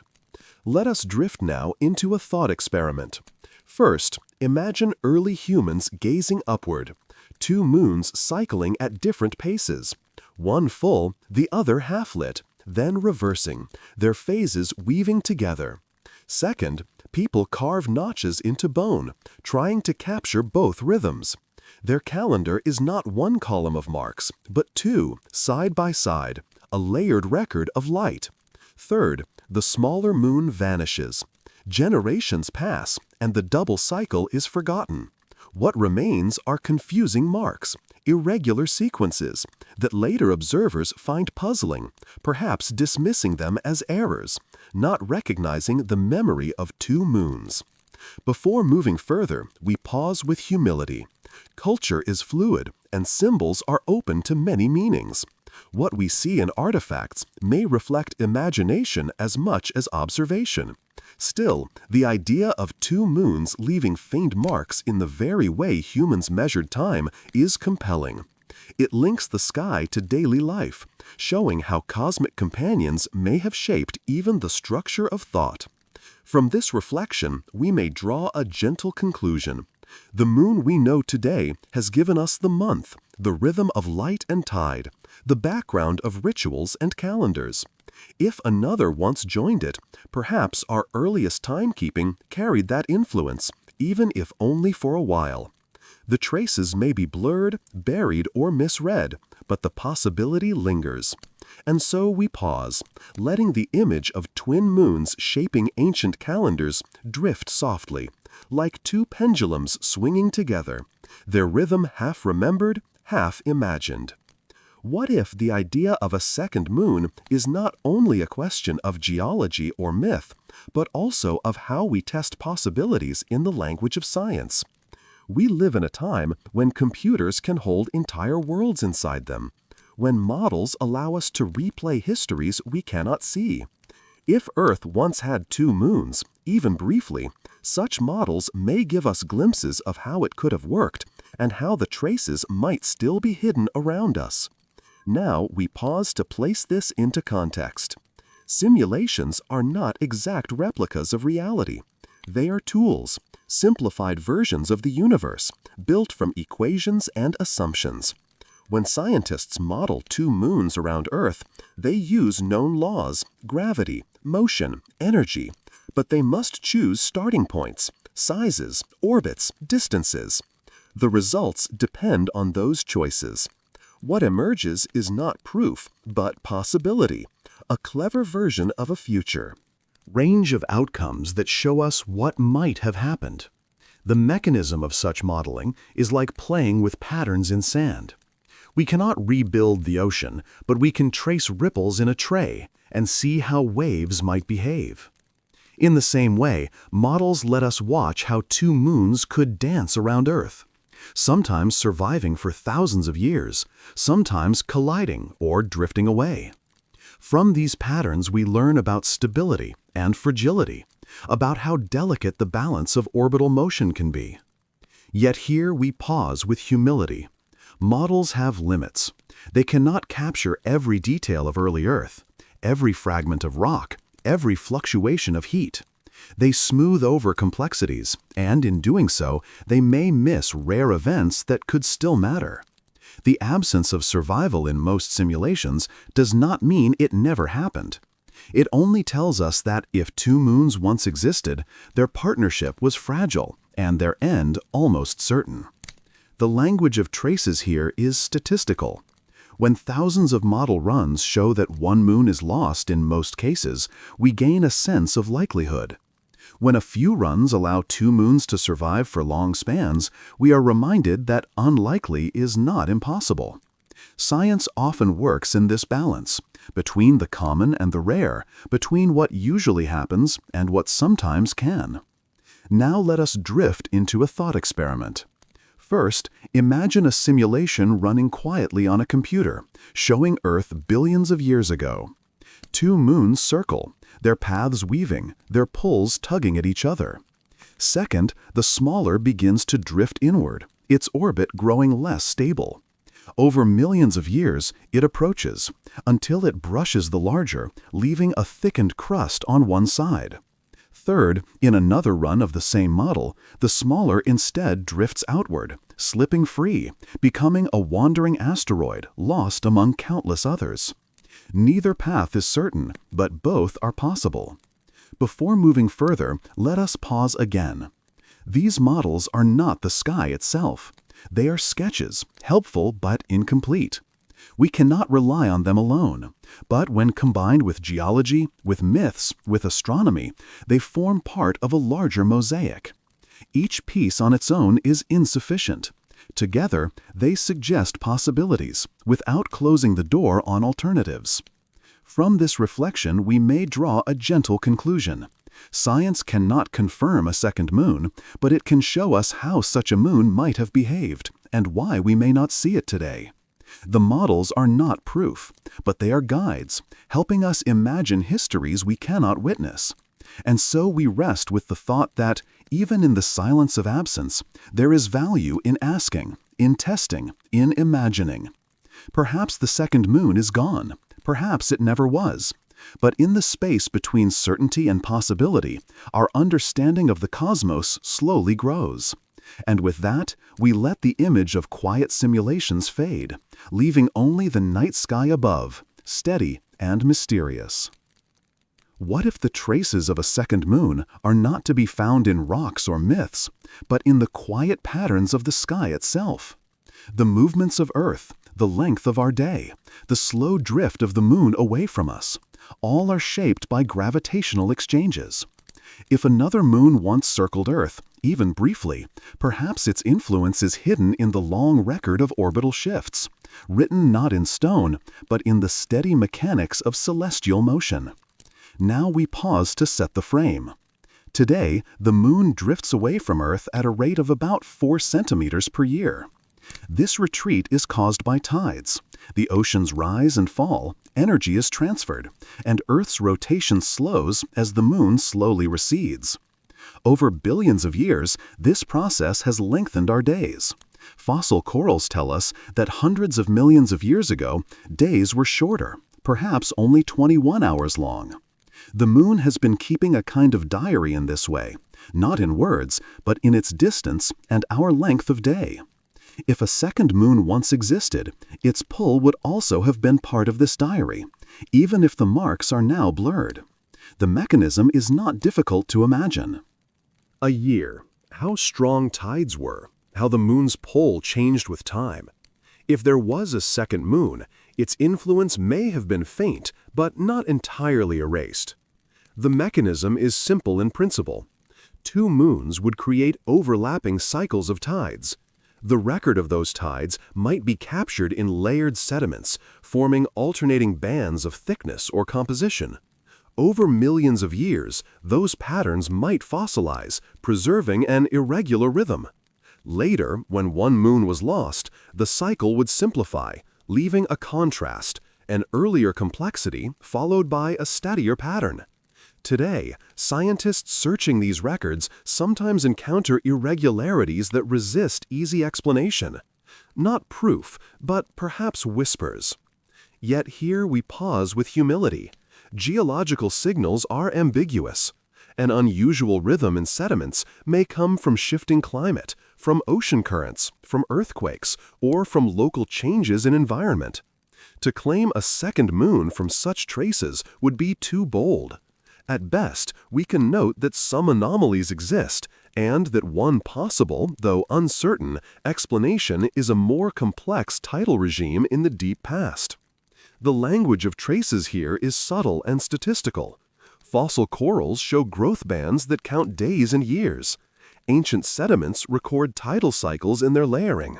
Isotopes in shells mark chemical changes linked to lunar-driven tides. None of these alone tells us of another moon, but together they offer places to look, patterns to compare, hints to keep in mind as we reconstruct Earth's long memory. Now let us enter a thought experiment. First, imagine a shallow sea 500 million years ago. Two moons pull at the water, their cycles overlapping. Tides rise and fall in irregular patterns, stronger some weeks, weaker others. Sediments settle accordingly, thin in some layers, thicker in others. Second, over ages, these layers harden into stone, buried deep within Earth's crust. The smaller moon vanishes, leaving only one tidemaker in the sky.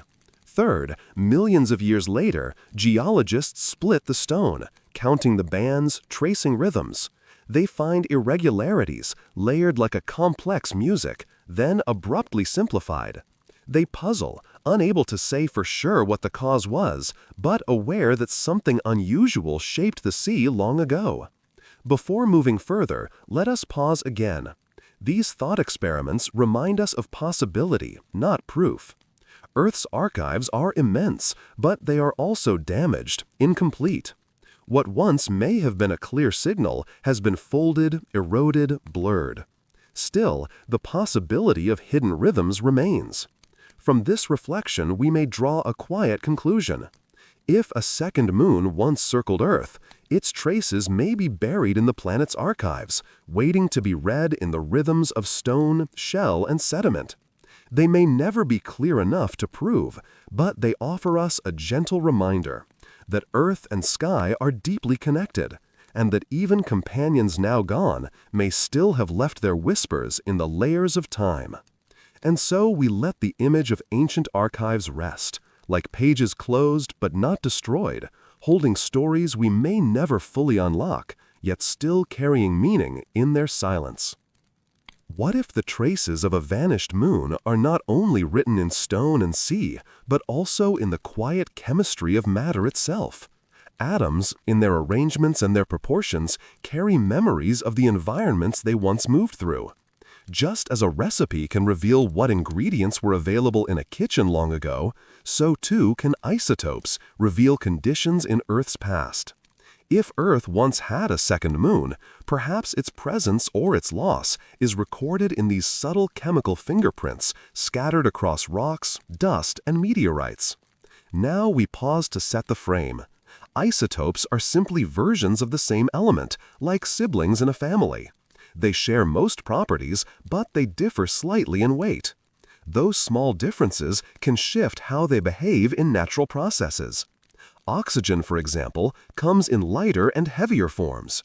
The ratios between them vary depending on where a sample came from: Earth, Moon, Mars, or Two moons orbiting Earth would each create tides, not just in the oceans, but in Earth's crust. Their combined influence would make the transfer of energy more complex. One moon pulling outward, another adding its tug, would shape how quickly Earth's rotation slowed. Over time, the presence of both could leave irregularities in the rhythm of tidal dissipation.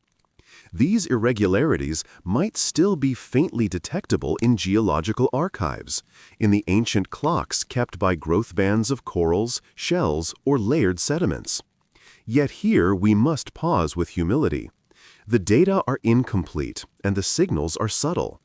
Earth's crust shifts, oceans change shape, and sediments are often eroded. What remains is patchy, like fragments of a torn manuscript. We can read parts, but not the whole. The absence of a clear irregularity does not prove there was no second moon. It only reminds us how difficult it is to reconstruct such deep histories. The language of traces here lies in paleontological and astronomical records. Corals, for example, add daily growth rings, much like trees. These rings show how many days made up a year long ago. By comparing such counts, scientists can see how Earth's rotation has slowed over time. In some cases, the record matches the steady effect of a single moon. But there are also small anomalies, differences that may reflect other influences. whether from Earth's shifting oceans, from impacts, or perhaps, long ago, from an additional moon. Let us now drift into a thought experiment. First, imagine Earth with two moons, each shaping tides in their own rhythm. Energy is exchanged unevenly, sometimes accelerated, sometimes slowed. Second, over millions of years, one moon is lost through collision, merger, or escape. Third, in the far future, we study fossils and sediments and notice irregularities, tiny deviations from what we would expect if there had only ever been one companion. We cannot be sure of their meaning, but they whisper of a history more complex than we assumed. Before moving further, let us pause again. These signals are not decisive. They are suggestive at best.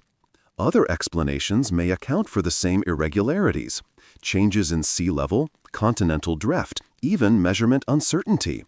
What we learn from them is not certainty, but humility, the recognition that Earth's orbital history may contain layers we have not yet uncovered.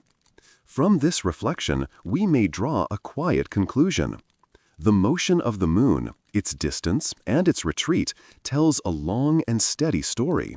But within that story may be faint variations, the echoes of possibilities we cannot yet confirm. If a second moon once circled Earth, it may have added its own brief rhythm to this cosmic diary, a rhythm now blurred by time. And so we rest with the thought that even in the silence of orbital mechanics may be hidden traces of companions long gone, written in cycles too vast for us to read fully. What if the search for a second moon is less about finding a body in the sky and more about reading the quiet archives that Earth has kept for billions of years? Our planet is a collector of stories. Layers of rock, beds of clay, frozen ice, and buried sediments all act as pages in an ancient book. They record rhythms, disruptions, and long-term patterns that speak not only of Earth itself, but also of its companions in space. If another moon once circled us, perhaps its mark lies here, written in codes of matter rather than in direct sight. Now we pause to place this into context. Earth's geological archive is vast but incomplete. Ocean floors recycle themselves. Mountains rise and crumble, glaciers advance and retreat. Much has been lost. Yet what remains holds records of tides, climates, impacts, and even subtle shifts in rotation. Within these archives are rhythms, daily, monthly, yearly, etched in growth lines of corals, in varves of ancient lake sediments, in the chemistry of shells. These rhythms tell us how many days we're in. If another moon once orbited Earth, it too would have left its influence, and the echo of that influence may linger even if the moon itself is gone. The mechanism is subtle. A second moon, depending on its size and orbit, could have carved resonances into nearby space. These resonances are like grooves on a record, guiding where objects can move and where they cannot. Even if the moon was later destroyed or lost, the grooves may remain, faint but detectable in the distribution of small bodies near Earth. Today, we see some irregular clusters of near-Earth asteroids, some dust rings that are not fully explained. Could these be remnants of an ancient gravitational influence? Perhaps. Yet here we pause with caution. Orbital dynamics is a complex web. Countless factors shape these patterns: the pull of the sun, the influence of distant planets, collisions, and the steady drag of light on dust particles. To isolate the mark of a vanished moon is difficult, perhaps beyond what current data allow. Still, the possibility remains open, a reminder that absence of direct evidence does not equal evidence of absence. The language of traces here lies in statistics and distributions. Astronomers chart the orbits of asteroids, the clustering of dust, the resonances that repeat over time. Sometimes gaps appear, where no stable orbit exists. Sometimes clusters form, where stability is stronger than expected. These anomalies are like footprints in sand. They may be ordinary, or they may suggest that something once pressed here and has since moved on. Let us now enter a thought experiment. First, imagine Earth long ago, circled by two moons. Their combined pulls shape the orbits of small fragments nearby, creating stable regions where dust and rock gather. Second, one moon is lost, absorbed, shattered, or flung away. The stable regions it created dissolve, but not instantly. Some fragments remain, orbiting oddly, forming rings, drifting slowly. Third, billions of years later, we chart the near-Earth environment and notice patterns. A few asteroids move in unexpected harmony. A faint ring of dust lingers. We cannot explain them easily, and while we cannot prove they came from a vanished moon, the possibility lingers in their rhythm. Before moving further, let us pause again. Much of this is speculative. The marks of lost bodies are difficult to distinguish from the noise of a dynamic solar system. Yet speculation, handled gently, has its place. It guides where to look, where to measure, where to ask more careful questions. From this reflection, we may draw a quiet conclusion. Even if Earth's second moon has vanished, it may have left echoes in the invisible architecture of space. Patterns of orbits, subtle resonances, statistical anomalies. These are not proofs, only whispers. But they remind us that the universe is a patient archivist, keeping records not only in stone or myth, but in the invisible structure of motion itself. And so we rest with this thought, picturing the sky not only as what we see with our eyes, but as a vast web of patterns, some old, some new, some perhaps belonging to companions long gone. What if the story of a lost moon is less about confirming an answer and more about learning how to live with uncertainty? Throughout our long exploration, we have followed fragments, rocks, myths, tides, isotopes, orbits, each offering a partial view. None of them has given us certainty, yet all of them have given us perspective. In this way, the question of a second moon becomes more than a search for an object. It becomes a reflection on how knowledge is built, and how mystery can remain part of science without being a weakness. Now we pause to place this in a wider frame. Human history is full of questions that linger. Some are answered with time, some remain unresolved, some slowly shift as new evidence is found. The cosmos does not owe us clarity. It offers us traces, hints, patterns, and leaves us to weave them into stories that may one day be revised. A second moon, if it ever existed, may be one of those traces. Elsewhere. In this way, isotopes become a kind of tag, a quiet signature left in stone. Scientists use these signatures to trace origins. Meteorites that fall to Earth sometimes match lunar isotopes, confirming they were once part of the Moon. Others match Mars. A few do not match any known body. Could some of these belong to a lost lunar companion? The mechanism is delicate. If a second moon once orbited Earth, its rocks would carry a unique isotopic balance, shaped by its formation and by the environment around it. When that moon was lost, whether by collision or breakup, fragments could have reached Earth. Some might still rest in ancient sediments, or among meteorites collected but not yet fully understood. Their chemistry would not be random. It would point to a source close to Earth but not identical to the moon we know. Yet here we pause with humility. No such clear signature has yet been found. The archive of meteorites is vast but incomplete. Many samples are altered by time, by weathering, by collisions. Others remain unstudied in collections. And isotope ratios, though precise, can sometimes overlap, blurring distinctions between possible sources. The absence of recognition does not prove non-existence. It only shows the difficulty of the search. The language of traces here is numerical, expressed in ratios and fractions. Tiny deviations in oxygen or titanium can reveal enormous histories. A shift of less than 1% may separate Earth from Mars, or the Moon from asteroids. If a second moon existed, its fingerprint might be hidden in such decimals, waiting for us to notice. Now let us drift into a thought experiment. First, imagine a smaller moon, orbiting Earth millions of years after formation. It carries its own chemical balance, not identical to Earth's, not identical to the larger moons, but related. Second, a collision tears it apart. Fragments scatter.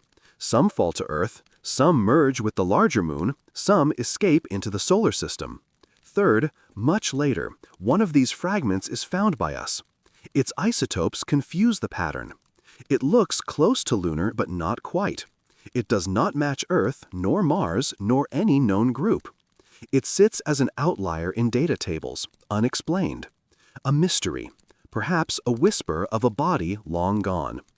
Before moving further, we pause again. Science demands care.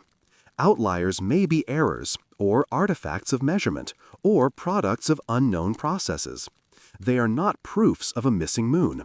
But they remind us that not all of nature's archives have yet been read. Some pages are still closed, others are smudged, and some may hold surprises. From this reflection, we may draw a gentle conclusion. The chemistry of the cosmos is a quiet storyteller. It carries within it the memory of origins, of separations, of collisions. If a second moon once circled Earth, its isotopic voice may still be faintly present, hidden among stones and dust, waiting for us to learn how to listen more carefully. And so we let the thought rest, holding in mind the atoms themselves as archivists, keeping the memory of vanished companions in the lightest of differences, patient across billions of years. What if the memory of a second moon is hidden not in matter or myth, but in the quiet structures of space itself? Gravity leaves patterns that persist long after the bodies that created them are gone. Invisible but measurable, these patterns shape orbits, influence the paths of asteroids, and create regions of stability and emptiness. If Earth once had another companion, perhaps its trace is still present in the architecture of near space, written as a faint distortion in the dance of celestial mechanics. Now we pause to ground ourselves in scale. Earth's gravitational influence extends far beyond the orbit of the moon. Within this sphere, called the Hill sphere, Earth holds sway over the movement of smaller bodies. The moon is the largest resident of this region, but asteroids, dust, and temporary satellites also pass through. Their motions are shaped not only by Earth, by the Sun, by Jupiter, and by resonances, repeating patterns of gravitational pull. Questions that sits at the edge of proof.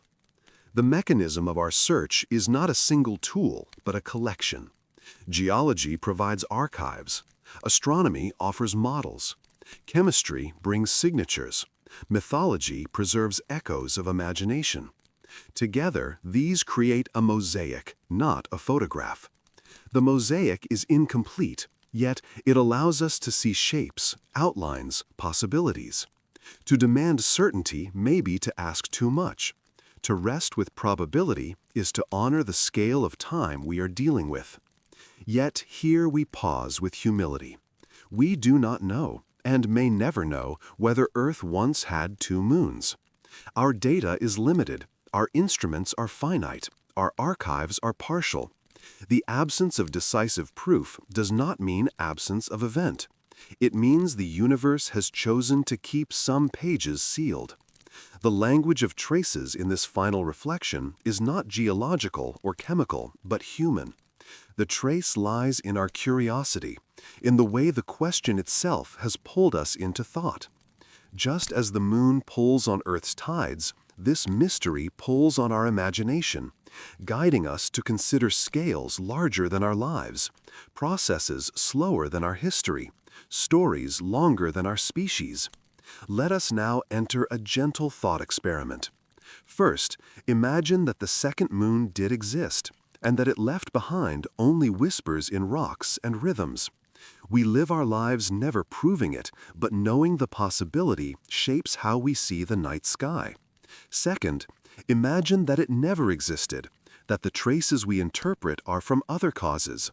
Still, the question itself has changed us, making us more careful readers of Earth's archives. Third, imagine that the truth is simply unknowable, locked away by time. Even then, the act of searching has value, because it connects us with the patience of science and the openness of wonder. Before closing, let us pause once more. The night sky above us is both familiar and mysterious. We see one moon, steady and bright, but we also carry the thought that once there may have been another. This thought does not disturb the calm of the present. It adds depth, like a shadow in a painting, making the light more meaningful. From this reflection, we may draw a gentle conclusion. The question of a second moon is not answered, and perhaps it never will be. Yet it teaches us how to live with possibility, how to honor traces, how to find meaning in partial evidence. It reminds us that the cosmos is larger than our proofs, and that mystery itself can be a companion. And so we let the story rest here, open-ended, unresolved, but rich. The earth turns, the moon drifts slowly away, the stars shine, and the silence of the universe holds both what we know and what we may never know. If this rhythm feels close to our own, we know how to carry it with us, quietly, gently, into the long night.